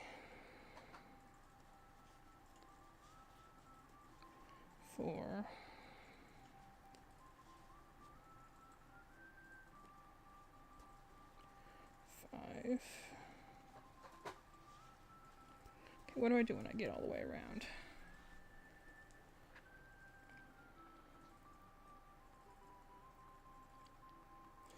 Tail, use tail, stuff in the clothes, use last round of the head of the rest.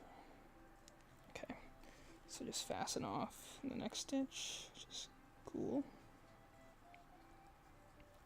fasting off is also another thing that, like, they don't always tell you how to do in patterns. Like, they'll be like, some people like fasten off with a slip stitch, fasten off with a chain. Like, it's funny how many people do not mention how fasting off works necessarily each time. Alright, well, that's kind of cool. So it makes kind of like doing the, gives it kind of like this cute little, like, ruffle. Got like a little nice neck ruffle there. And that'll attach to his cape later. That's not bad. Looks pretty cool. I think that works. It's velvet yarn, but I'm like, I think it's close enough thickness that it blends pretty well with the brunette. Not bad. Alright, so what's the next part of this pattern I need to work on? I already did the head, I already did the beak. You do the hat, alright. Let me put this. I'm going to take a moment to wind up this velvet yarn into a ball. Just because, oddly enough, like, skeins always come in, like, you know, those, like, oval sorts of shapes. And, you know, it's another, like, one of those sort of crochet debates where it's like, do you pull, like, you know, kind of like a personality test where, like, do you pull from the outside or you pull from the inside of the skein? Like, when I first started out, I pulled from the inside of the skein. What I realized is that, like, you know, that might be the easier thing than pulling it from the outside, but I'm like, actually, if you pull from the inside, it means you're kind of destabilizing the internal structure of the skein, so it has a tendency to knot on itself. And the thing is when it's inside the skein, you can't see that. So like, if there's a knot somewhere, you can't see where the knot's hanging on, so you can't, like, undo it. So I've gone, like, just very tangled up skein sometimes from pulling in the center, so that's why I started pulling from the outside, because at least if you pull from the outside, the skein, for the most part, keeps its structural integrity. So it will kind of stay wrapped on itself tightly, at least in the center, even if the outside starts getting more loose. And then, like, you know, once the skein gets to a certain point, like, this one is, like, clearly has not really retained its shape anymore. I'm like, that's when I, like, will weave it into a ball that's more like this. Because then that means that it won't knot on itself. Because when it's loose like this, I mean, my mom and I found this yesterday when we were in, not yesterday, like 2 days ago. When we were in Ollie's looking at, like, you know, looking for yarn. And, like, they had, like, one skein that had come undone. And, like, these other two that, like, they were, like, the loop yarn. Like, those stuff that has, like, the pom-poms and stuff on it. And then it had come undone. And it just got so tangled with, like, a couple other skeins that were only, like, partially untangled. But, like, kind of like headphones in your pocket where, like, just for some reason, yarn when it's loose just finds, like, the most ridiculous ways to knot on itself. And you're just like, how does that even happen? It's like they're not even truly knotted, like, just the yarn catches on itself and it makes, like, little slip knots and little loops, and it gets stuck on itself. And, like, the more you tug at it, the tighter it becomes and the more of an issue it becomes. So, like, that's why, like, when a skein gets, lately I've been taking, like, when a skein gets to a certain, like, size, I'll turn it into a ball, because at that point, if I leave it loose like that and I continue pulling from it as I use up the yarn naturally, it actually has a tendency to knot on itself, and then I have to take time to pause for my project and unknot the yarn. So lately I've been like, once it gets to a certain point where, like, you know, the loops are pretty loose within the skein, I'll turn it into a yarn ball at that point, because then it won't knot on itself. At least when it's in a ball like this, it can't knot on itself. But when it's in a skein like that, like, because the thing that happens is, like, the loops will, like, they're loose, so, like, they'll catch on each other like a slip knot would. And, you know, slip knots are pretty, like, they come out easily, but the whole point of them is that, like, they do hold like a knot normally would until you, like, you yank them from the right direction.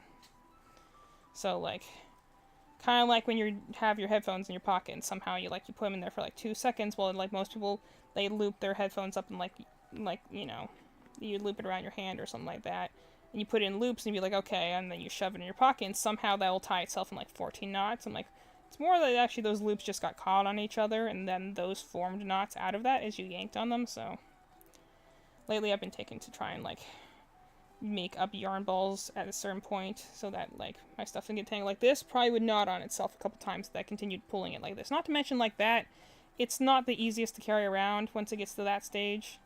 Like, I have some, like, half-used skeins right here where they have enough structural integrity that I can just wrap around the center and they'll stay together. But, like, at a certain point when there's, like, not a lot of yarn left is when I'll go and I'll wrap them into balls, because I don't want them, like, either falling apart before I need them to do that, or I don't want them, like, catching on each other. So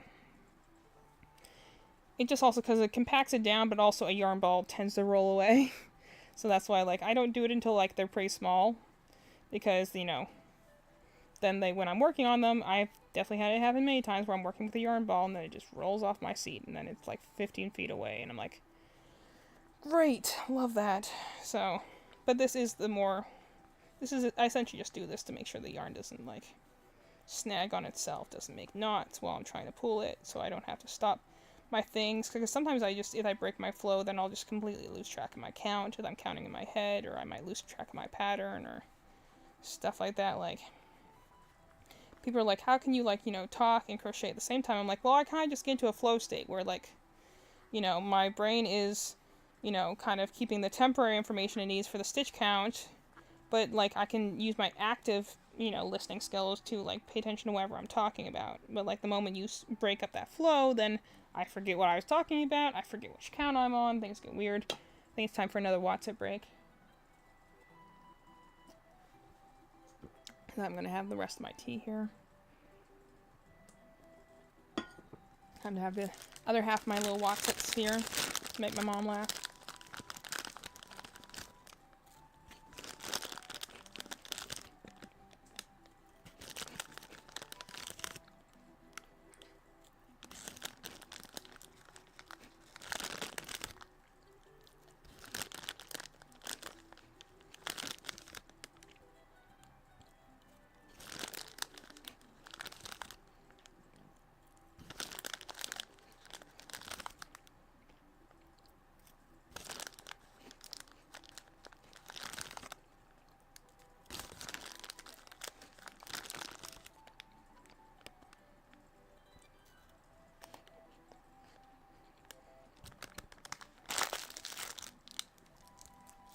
Those are good Watsons.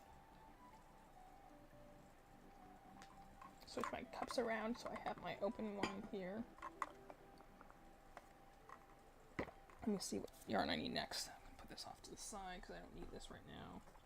Don't need that. I don't need this one. Try to clean up my area a little bit.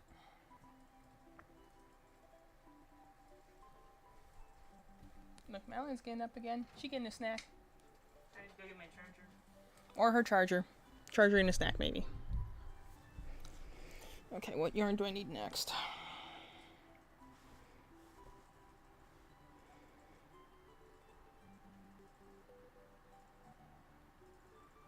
My red one.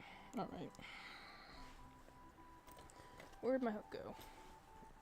I just had it in my lap. There it is. Get my red here.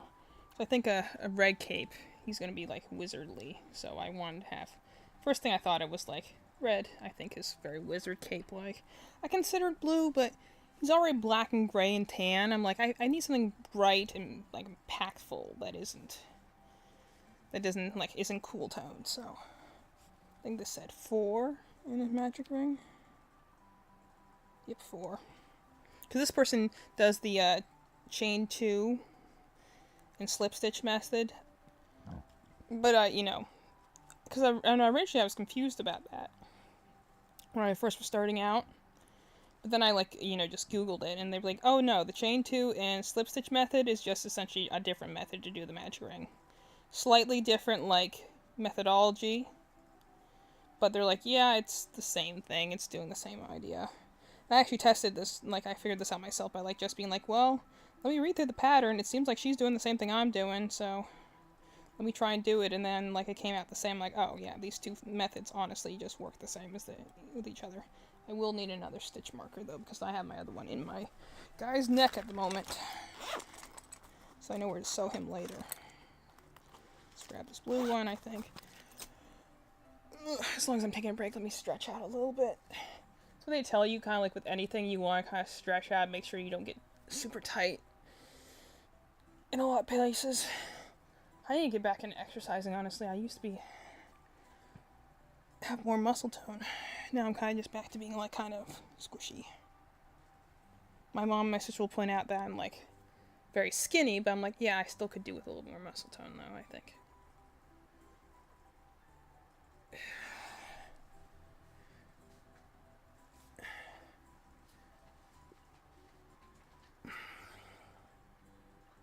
sometimes I get like this pulling in the back of my elbow that I'm like, I think it's just because I leave my arms crooked for a while. This is just trying to loosen my fingers. I also had like this pain in my shoulder for like the last week. I think it's just because I don't pull my shoulders back all the time, so I slouch. And I tend to carry my tension in my shoulders. I figured that out from working at Harris Teeter. Like when I got tense after a while, like it all came from my shoulders. Everyone holds their tension somewhere else, so I hold mine in my shoulders. It just so happens. Okay, 2, 1 and an increase. Let's start there. Alrighty. 1, 2, 3, 4.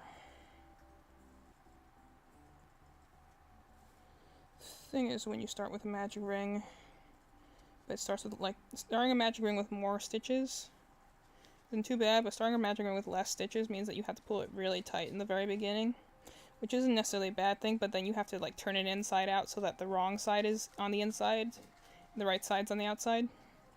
The only time you don't do this is for fur yarn, because then like the fur yarn like actually works opposite, so like the wrong side out, or at least what you would call the wrong side out in like crocheting, actually stays on the outside because that's where all the fur will be, and the right side will actually stay on the inside. But yeah, these are things you only kind of like figure out by playing around with it. So like you can see like my tail here on the end, that's the wrong side, and also this like kind of looks like all bunched up like this. So when you do that, you just gotta flip it inside out, because then it puts the clean side of the stitches on the outside instead of on the inside. And I learned a lot in the beginning that you want to do that early on, because it's way easier when all you have is this little cone on the end. Like if you do that when you're already 3 or 4 rows in, which is what I did in the very beginning, it's much harder to flip because you have a lot more yarn to kind of flip on the inside out. So it's better when you're working with tiny amounts of stitches, like with a tail or an ear or something like that that has a point on it. You want to do that earlier in the process. But these are things that like you only can really just learn. That's why I kind of tell when I'm like teaching people how to do crocheting or writing or really any skill, is I'm like, practice makes perfect, but not in the like, I don't think it's like one of those things like people go and talk about, be like, oh, you know, practice and you'll get better. I'm like, no, what you do to practice is essentially like what Edison did with the light bulb. It's like you figure out how not to do it, and then you know how to do it better the next time, which is kind of like how I view kind of any skill learning when it comes to me learning a new skill. Is I'm like, I figure out how the basics on how to do it, and then practice is me learning the 16,000 ways that I can do it wrong. So like in my case, it's like learning like the difference in hook size can make a significant difference in size of like the finished product, or like I can't combine certain weights of yarn together because then it just looks weird, because then there's weird tension issues, and we're like I said, figuring out that I have to flip the wrong side in at the beginning of the pattern, because otherwise trying to do it the other way means it's a lot harder. Or like, counting how many stitches you have in the beginning. How to count stitches in the first place. How to use fur yarn and not lose track of your progress. Like, these are things that like you can watch videos that are like top 10 like crochet tricks that like you don't know, or that really helped me in my journey, or whatever. But like a lot of things you just kind of have to go through, and then you'll encounter a problem. You'll naturally want to fix how that problem happened, and then you learn something new. So that like if I'm teaching someone, I can go and be like, hey, I learned this through trial and error, so use my errors in order for you to not make it 60 times. You just make it the first time, I guess that's really one of the bigger things that like pushes me to like teach, is essentially to be like, I struggled immensely. Let me help you not struggle. And maybe that's just me being like the eldest sibling and just wanting to like help, like guide. But like that's what I do when I teach, where I'm like, I did this and I struggled a very great deal. But I can tell you things to help you struggle hopefully less, or at least if you struggle the same amount, you feel like you're not alone. Okay, 9 and then 2 in the increase. 1. Make sure I'm getting my stitch counts right. 2. 3, 4, 5, 6,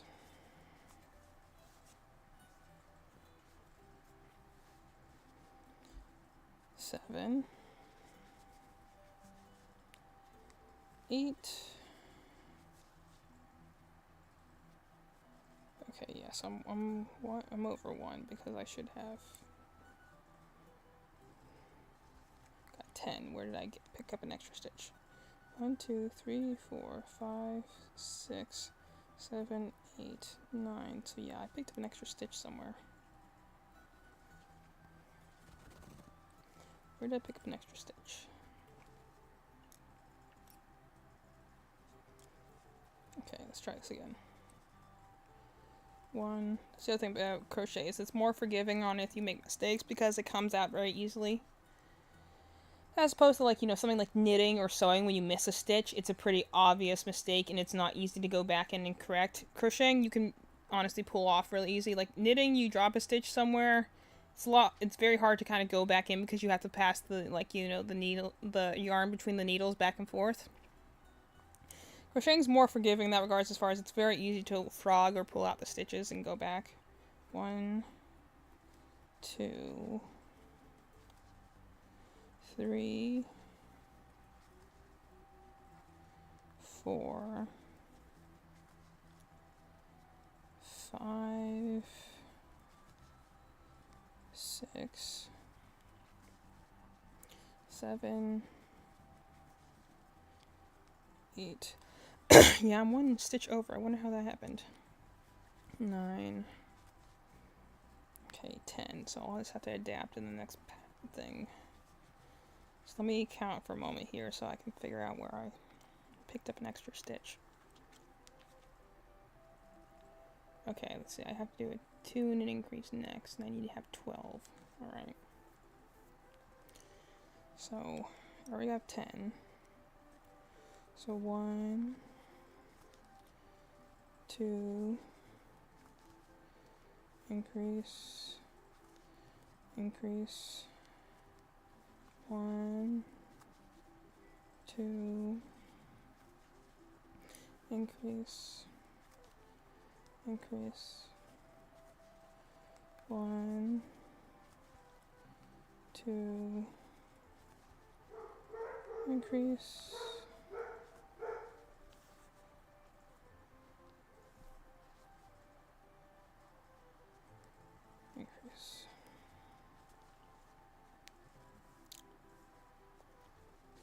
let's see. 1, 2, 3, 4, 5, 6, 7, 8, 9, 10, 11, 12. Okay, so we have 12 now. Okay, let me count this next row, make sure I don't screw up again.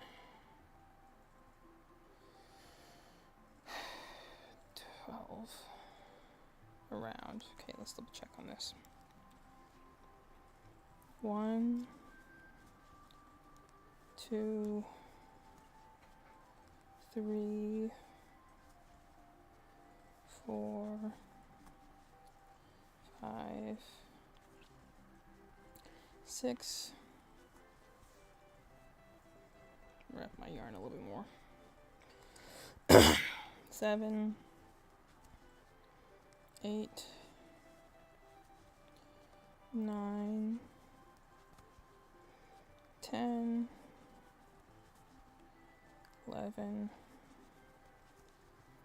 12. Okay, that's better. Okay, let's see if we can get back on track now.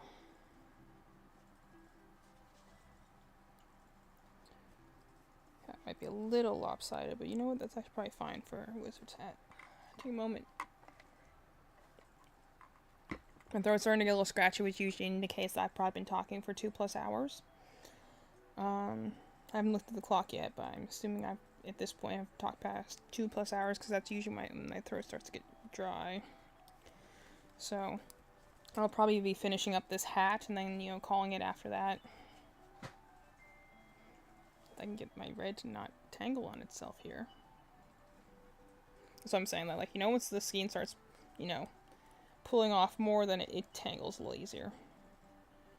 Okay, so 1, 2, 3, increase, increase. 1, 2, 3, increase, increase. 1, 2, 3.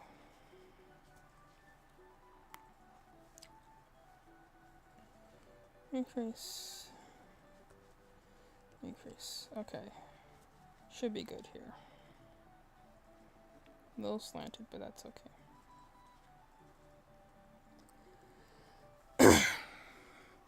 Let's see. Any other updates I need to make about what's been going on with me lately? Because I'm like, I haven't been playing as much games as I wanted to.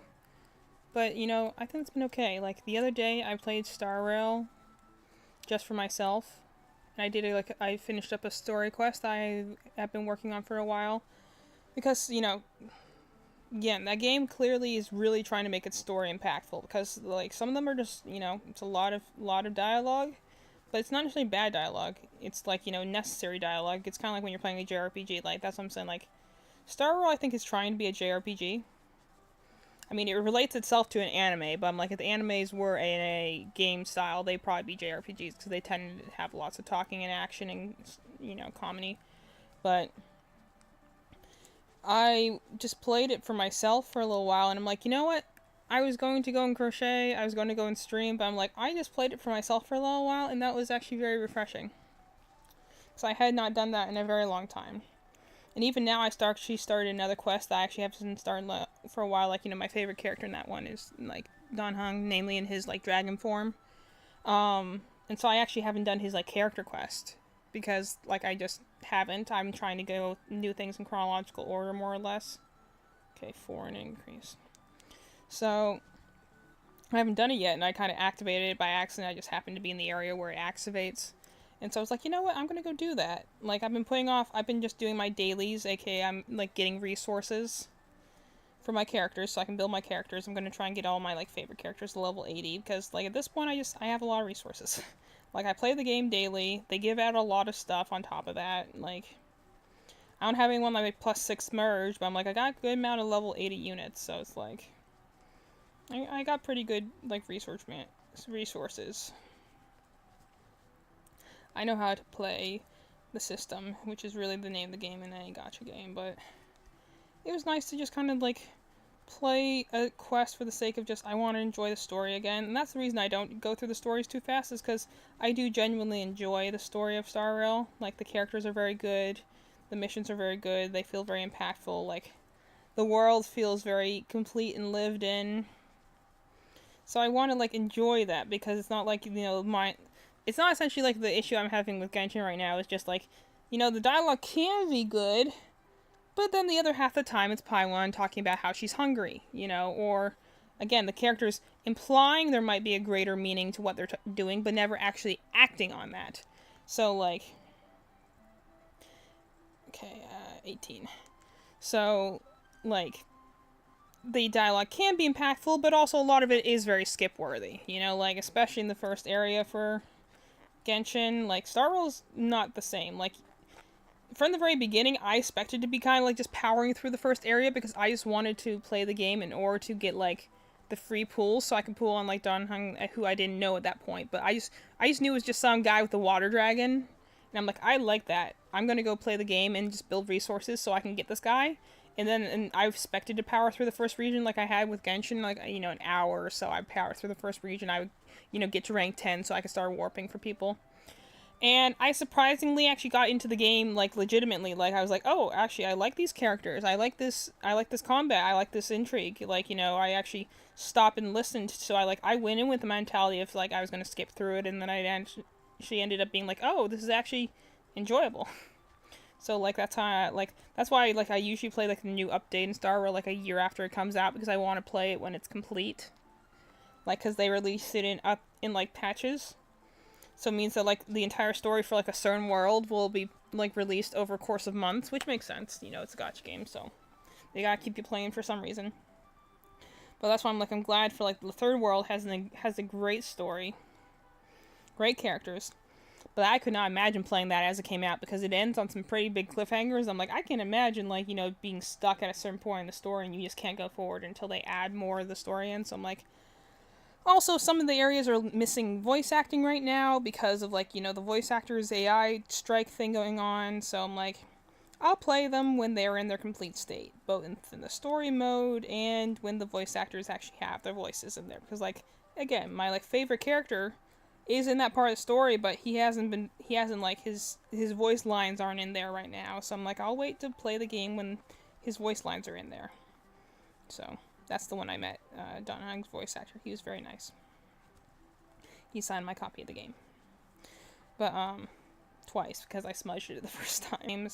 I love the aesthetic of it. Like, apparently it was a really turn off to a lot of Castlevania fans, but I was like, honestly, I dig the vibes. It's gothic to me, you know?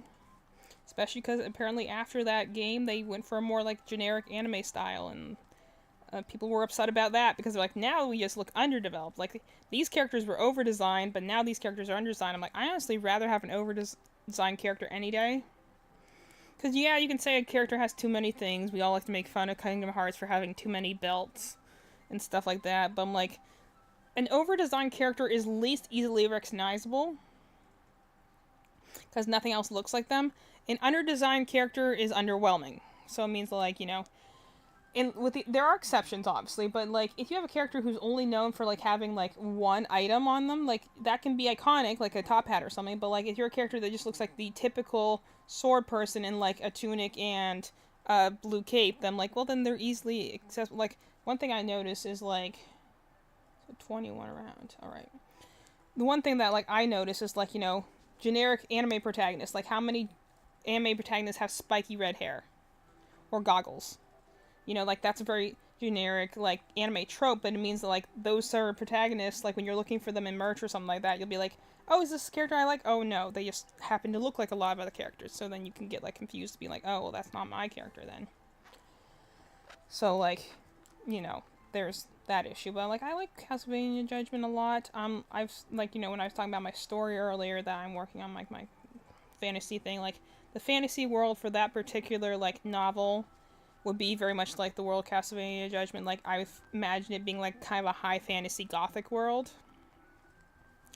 Where, like, you know, it developed to a certain point, but it's in this very gothic style, like, dress, and the world's a bit more dark because, like, it's essentially essentially, like, the light of this world has left because it's been, like, absorbed by the one tyrant ruler, so the place is kind of dark and gothic, and you know, that's their normal. Like, they go to a world like ours that's, like, more modern, and they're like, what is this place? Like, but I've always had the thought that, like, you know, a place that has, like, high magic would never develop technology because technology came out of necessity. So if the necessity didn't exist because magic exists, and it already is doing the impossible for them, then why would they ever invent more? So that's why, like, I've not really seen it yet done to the effect that I would, like, think that I would like to see it done, but, like, it'd be interesting to see a world that's, like, both magic, like, low magic and, like, high tech. But you never see a world that's, like, high magic and high tech because, like, the idea is that, like, technology and magic, like, kind of, most people will make them fulfill the same needs. It's kind of like when you go into, like, you know, the world of Harry Potter and you'd be like, well, they never invented plumbing because they could just magic away, like, poop and stuff. And I'm like, that's ridiculous, but I guess I kind of see where you're coming from there. But, like, I would love to see a world that, like, goes and does that, where it's like, well, what if we had magic, but technology existed alongside it, and it just has a different role, or, like, usually that only happens if you have, like, low magic systems, or you have, like, magic that has very hard rules. Which, you know, hard versus soft just means essentially how stiff are the rule systems. I gotta count this so I don't lose track. 1, 2, 3, 4, 5, 6. Increase. Increase. 1, 2, 3, 4, 5, 6. Oh, if I've gone through this video twice, then that really tells me I've been on here for a while. Increase. Increase. 1, 2, 3, 4, 5, 6.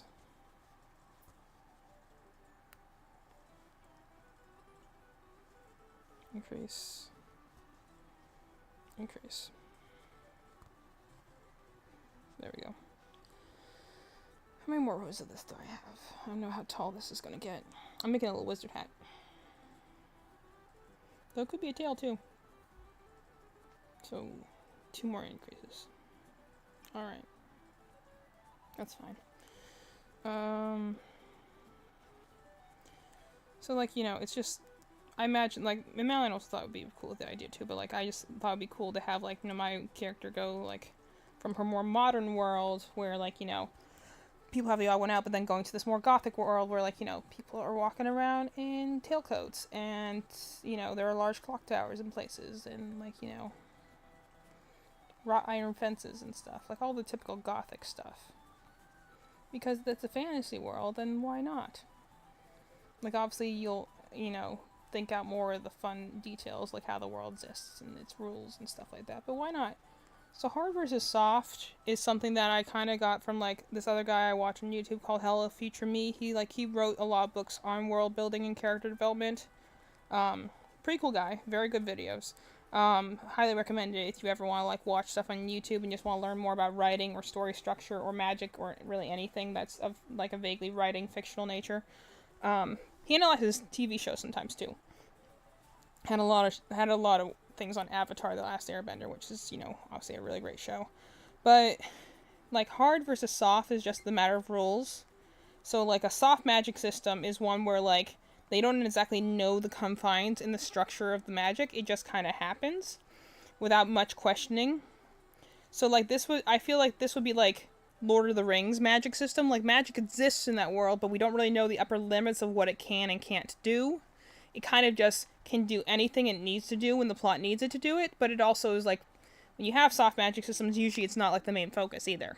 Like, magic exists in the world of the Lord of the Rings, but it's not, like, the main focus. Like, it's kind of just there when it needs to be.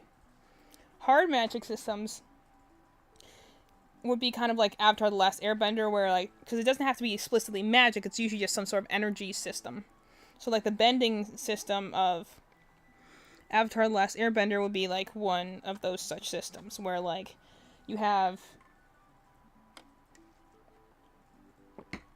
like, there are 4 type of benders, and these are people who can use elemental energies, and there's fire benders, water benders, earth benders, and air benders. And it's not a magic you can learn. You are born with this ability to use this element, and you can only ever use that one element and no others. And, like, certain elements are good against others, but weak against different things. And, like, you know, you can use air bending in certain ways, but, like, you'll never be able to make a fireball out of air. And, like, you know, like, it has very strict rules. And these will be the more high fantasy worlds where, like, they have very certain rules, because that's the biggest thing. Magic in other worlds is usually the science we have. Like, science is the explanation of things. Magic is, like, why things defy those explanations. You know, so, like, especially in soft magic systems, it's like magic happens because it does. Science happens because we can, like, we did experiments, we can prove it does things.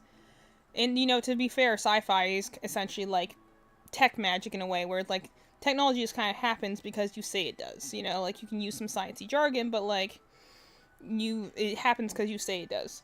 Magic's much in the same way, where, like, it just happens. It exists. Like, you might have an explanation for it for a hard or soft system, but, like, it just is. So Avatar's one of those. Like, on the face of it, Harry Potter is, like, a hard magic system. Like, you need a wand. It has rules on how it happens. It has, like, things. But at the same time, there's, like, because the author kind of did change and like move her world building around as she went, and like, you know, there is some softness to that system as well, where they're like, on one hand, this thing always happens this way, unless you're the chosen one, in which case it happens this way. But like, generally the difference is hard magic, lots of rules, soft magic, not as many rules, usually a lesser system. So like my ideas when I want to like, and honestly, soft magic systems can be a lot more difficult because of that, because then like, you know, the confines of what they can and can't do are a little trickier, and therefore you want to make sure you don't fall into Deus Ex Machina territory where you like, you use magic just to solve every problem and it just does, you know? Gotta count again. 1, 2, 3, 4, 5, 6, 7. Increase. 1, 2, 3, 4, 5, 6, 7. Increase. 1, 2, 3, 4, 5, 6, 7. Increase. Alrighty. It's like I imagine for the world that I make, I tend to work more on hard magic systems because I like to define like the rules of things. Like Pokemon would be a hard magic system. It only works in one direction. Like a thing, there are very distinct things what magic can and can't do. Like the Pokemon themselves. Like a Pokemon can be 2 types. It can't, like, fire is effective against grass, but not effective against water. Like hard, fast rules. So I think that I'll probably, when I make my magic system, will probably lean into that sort of thing.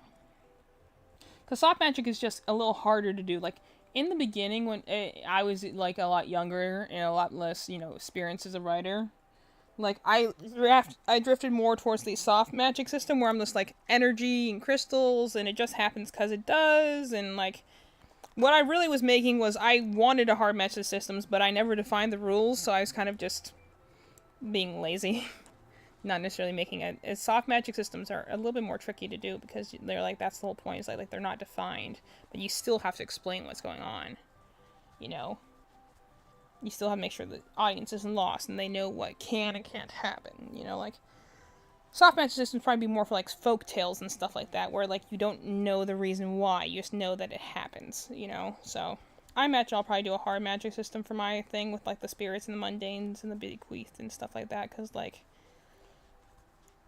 I'm going to use, like, no, not necessarily, and I don't know if I'm going to use an elemental system. At the very least, I'm going to be going off, like, the color, a visible light sort of definition, kind of like how they do for the gems in Steven Universe, where, like, they're based off of both, like, pigmentation color, but also, like, light color, because they're light-based organisms, and, like, certain colors have different powers and abilities and forms that they are inclined to, and certain personality traits and stuff like that. Probably do something to that extent. I haven't thought about it too much because really I just have to I think I need to get the first novel written up before I worry about all the fantasy details. And like right now I'm just kind of like, let me just write the book about like this girl and her imaginary friend essentially reconnecting. That's really the story. It's like her essentially overcoming her past like fears and traumas and reconnecting with her friend. Like, let me tell that story first. And then when I have that solid foundation, then I'll go into fantasy. Okay, do I need to increase again? Okay, this is the last increase, that's fine. Okay, once I get into, like, when it's, like, an increase that goes from, like, 1 to 5, I can generally do that in my head, but once it gets into, like, the higher numbers of increases, where, like, I have to count, like, 8 or 9 stitches in between, that's when I have to count out loud, because then for some reason, my brain just wants to shut down after 7. And I'll forget, like, did I say 8 already or not? Like, you know, so. 1... 2, 3, 4, 5, 6, 7, 8. Increase. 1, 2, 3, 4, 5, 6, 7, 8. Increase.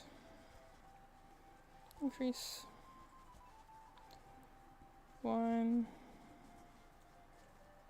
2, 3, 4, 5, 6, 7, 8.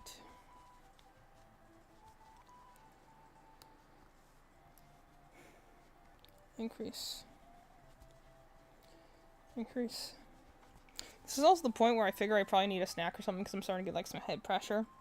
But honestly, I might have just run out my social battery after all. Like, I am an introvert, I am someone with the tisms, so it means I can talk and hyperfixate for a while, but after a period of time, my brain's just like, okay, you've done enough for now. And I'm like, alright, you've done enough interaction. Like, even if it isn't I'm directly talking to someone here, I am holding a conversation, so like, same thing kind of happens when I go in DM in my campaigns. I'm like, it's enjoying, it's exciting, I feel like very like charged, but like after it's gone on for a certain amount of time, I'll start feeling less like worn down. Like I'm like, I've worn up my social battery for today, now I need to go and be like somewhere dark, somewhere where I'm not creating anymore, where I'm just like either watching or consuming instead of like, you know, making something, be that a conversation or a creation or like, you know, role playing and stuff like that. So like I'm kind of feeling that kind of buzz now where I'm like, okay, I probably am at the other end of my like the lower end of my social battery. I probably need to go recharge for a little bit. This is also kind of what happens when I teach or even when I nanny. I'm like, it's not explicitly like difficult or taxing, like maybe mentally, but like not physically taxing. But I'll get worn down and I'll need some time where I need to be quiet for a little while. That's the other thing where you're like, you know, how have I survived this whole time? Like, actually, I was not surviving. I was just forcing myself to do this, and I got into such a hyper, like, you know, I'm going to die state of mind where, like, you have, like, you know, fight or flight instincts and stuff like that, and, like, you were just running on adrenaline for a while, and then when you stop, you're like, how did I ever live like that before? Like, that's the biggest thing that's been, like, you know, diagnoses-wise that I've, like, had to, like, consider as being, like, when I feel overwhelmed, or when I feel anxious, or when I'm, like, feeling overstimulated and I need to leave. Like, accepting that is sometimes the hardest part.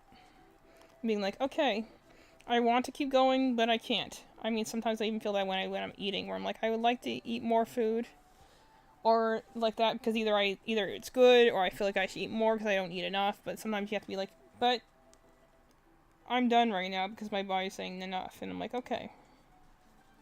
Enough's enough. Okay, I want to make sure I have a long enough tail.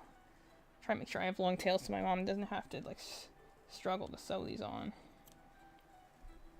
And yeah, doesn't mean I have some excess yarn sometimes, yeah, but better than having to tie on an extra tail later. Okay, and I got my little wizard hat. Got his body. I gotta make his cloak next, but otherwise, he's almost done. I got all the pieces for him, so he'll be something that'll be ready to sew soon. Let me put this back. As I've gone through this video that I think is like an hour and a half long twice at this point, I'm assuming I've been talking for, yeah, close to 3 hours, which is fair. So I think that's all I'm going to do for crocheting for now. I think I'm going to get ready to like jump off of here and, you know, one, my throat's getting a little scratchy, so that means I've been talking for a bit. But also, like, I think I could use a little snack. I might just need to get up and stretch my legs for a little while. And, you know, maybe I need to go, like, watch something, play something, do something where I'm not actively making something for a little bit. just, mental break, social energy break. So what was I trying to get to earlier? Okay, so glad I was able to do a crochet stream right now. This is the last week of my class. Like I said, it is finishing up this Friday. I've actually already finished all my assignments, so I'm pretty much off the hook there. But like, you know, I can't say I'm going to have necessarily more time. It still is getting close to the end of the school year. They typically need me for like, subbing sometimes. I'm in there, working preschool. I nanny. Things happen. So I wanted to do this because I didn't do my Tuesday stream, and I try to at least do it once a week. So Tuesday is usually my like video game thing, and I was so tired yesterday. I will see about maybe doing a video game Thursday. I feel like energized enough, but I also have a doctor's appointment that day, so it might just be a video game free week, like maybe Saturday. Maybe, but like I don't know if I'll be able to do it because sometimes you just be tired, and sometimes I just don't have the energy to go play video games. So we'll see. I try to keep it to at least once a week though, but I haven't done a crochet stream in a while, so I figured I'm gonna crochet and just chat today. So we did that. I'll try and again Tuesday probably. If not Tuesday, then maybe I'll consider like I've been considering a lot the last few like months, like if I want to keep Tuesday, because Thursday was my original schedule, and then that was when I nannied. So like, but I'm not gonna be nannying for like indefinitely. Like that will change in the fall. So I'm kind of like keeping it on Tuesday right now. Maybe in the fall I'll more consistently do it on Tuesday, but I definitely want to try and get a better consistent schedule when it comes to streaming, because I know that's the reason that it's kind of hard for people to find me. It's kind of hard for people to attend my streams, is because I stream very sporadically. It's hard for me to keep to a schedule right now because I was talking to Mallory about this the other day. Like, we just have a very erratic schedule, and that's not like a problem. We are used to it. But like, that's just the way we roll. We have multiple people in the house. We also have like things that just seem to happen out of the blue. Like, things get canceled, things get moved, stuff happens, like, we decide that, like, one day we're tired and we go out to Target for a couple hours. Like, our schedule just is very, like, we schedule things to put it on there, but all the time, things just get switched and moved and stuff, so, like, keeping to a schedule is a difficult thing for us. And honestly, it's not surprising. A lot of us are ADHD brains, so not surprising there. But I'll try and keep it to at least once a week, so at the very least, next Tuesday. I might keep playing Castlevania Judgment. I've been enjoying playing it because I like playing, like, I'm in a mood where I like seeing Aeon. He's my favorite. I love him a lot. But, like, I'll probably keep playing at least till I get to his story, and then we'll see what happens after that. But, like, I also know that I, like, have the black and white Nuzlocke I was working on. I haven't forgot about it. I will continue it at some point. It's something I run off my computer, so while my computer's been busy, like, being my, like, education machine, I've been using it for that because I have a lot of tabs open while I'm doing like education as well as my own junk on there. So like, I just haven't done that in a while, but I will get back to the black and white stream at some point. When I'm very inconsistently streaming right now because it's getting to the end of the year, like, it felt like it was easier to let that like take a pause, So I will get back to the black and white stream. I might play some more Castlevania Judgment. I would like to do more crochet streams if I can. We'll just have to see. Those are definitely a better thing to do earlier in the day, so that will all depend on how available I am earlier in the day. Because sometimes I come on here to stream, but also sometimes in the morning I just like to sit and enjoy the silence. So, like, sometimes I just don't want to get up in the morning and immediately start that, and maybe that's just a discipline thing, but I'm like, I'm not really doing this for, like, a job or to get famous or anything. Like, I'm just kind of doing this to hang out and maybe meet people and maybe connect with some other nerds, but I'm like, I'm doing this for me, so I'm like, I don't ever really do it when I'm feeling like down or like tired or like it's an obligation. So like, we'll see about maybe more crochet streams, but that will really depend on how available I am in the mornings. I have finished up the arc for our current campaign, so I shouldn't be as like busy on the weekends at least, or in the evenings of like Friday and stuff like that, because I won't be like planning my D&D campaign. I'm taking a break from that for at least a month or two. I need a refresh and restart and like just better plan out my next arc. I think we ended in a good place. We had a very good discussion with my friends about, like, how it went, and I'll probably discuss that on a future crochet stream. But, like, that went well, but also it's like, yeah, it's time to take just a little bit of a break off of that. And I think that'll be good. Just a mental cleanse. Like, on one hand, I thrive on hyperfixation and, you know, my autism and, like explaining stuff and talking and, you know, stuff like that. But, like, sometimes I'm like, I just need a break from it. And, like, I've been doing it for a while to the point where it, like, becomes hard to do it. Where it becomes, like, more of a taxing thing. Then that's when I know it's, like, time for, even if it's a fun thing, that's time to be like, okay, step away from that and try something new. You know, like, that's why I switch between patterns a lot when crocheting. Like, I enjoy crocheting, but I don't always want to make the same thing. I want to try and challenge myself, do different things. I'm doing a blanket right now for Madeline, you know, like, just because I had a lot of, like, discounted yarn and dollies. So, like, I got, like, seven, 8 skeins. I'm like, I'm making you a blanket. And it's a good mental turn your brain off sort of thing, because it is just rows upon rows upon rows in a repeating pattern, and, you know, I don't have to think about that sometimes, so it's a good mindless craft. So, like, that's kind of just where I'm at right now. I will try and have another thing Tuesday. My biggest thing that I have on my mind right now is that if I can find a good not evening day, I would like to do a reaction to all the Star Rail trailers. I've brought this up in the past. I would like to do that. I don't want to do it in the evening, because the thing I found when I did my Genshin one is that it was very tiring if I did it late at night, just because I get tired when it gets dark. And also just, like, there were a lot more trailers for that one, so it took, like, a while, so I definitely think I could get through the Star Rail trailers faster, because there's less of them. But I do like talking about it, so, like, I don't want to have to do it all in one stream. I don't even want to have to do it all in 2 streams. Like, I would like to talk and discuss and maybe even have some people in chat to, like, go back and forth on. But, like, I don't want to force it into one day.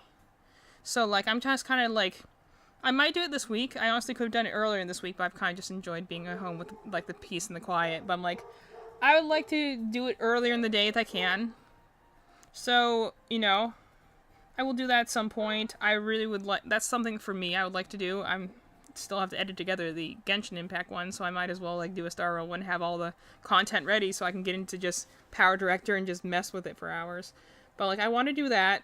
I want to, because I'm going to start my next file on Star Rail soon. I don't know if I'm going to stream that or not. I originally was like, yeah, I'll stream that, but I'm like, you know what? I don't know if I will, because I already have, like, 3 other games I've, like, started on that I haven't completed, and I'd rather, like, finish those than start a new series. And, you know, so, like, I'll think about it. I'm not sure yet whether I'm going to... I was originally like, yeah, I'll play Star Rail on stream, but I'm like, I don't know if I will or not. Because, like, I'll still record it. Like, I'll record it and put it on my YouTube. Like, that I will do regardless. But I'm like, whether I'm going to stream it or not, I'm not sure. I might just record it and then, like, put it as, like, a silent walkthrough, like my Genshin Impact playthrough I'm doing right now. So, I don't know. I'm thinking about it. I go back and forth. So that's pretty much where I'm at for right now. That's what you can expect for the future. I might try and stream again this week. We'll see. It's going to depend on my mental, like, energy and stuff. Definitely try and do Tuesday next week. Maybe we'll Castlevania Judgment. Maybe I'll get back into the Nuzlocke. Maybe it'll be something else. But I am going to try and at least keep to, like, 1 stream a week, because I think that is something I can manage and I should try and keep to, so I don't... Like, you know, exercising. You gotta make a habit out of it. So I'm like, I don't want to lose my habit of doing this, you know? So thanks anyone who came and hung out and, you know, just listened to me yap on for however long. My active viewers, my logged in people, my lurkers, the people on YouTube that I cannot actively see because of my layout. You know, like, anyone who just came and popped in and just had a time, or had me on the background, or just had, like, you know, had me as white noise or whatever. Like, thanks for stopping by, thanks for hanging out. Hope you enjoyed this experience. This is kind of just my, like, relaxation time, so I hope that it's that for some other people, and thanks for being here. I'll see you guys all next time at some point.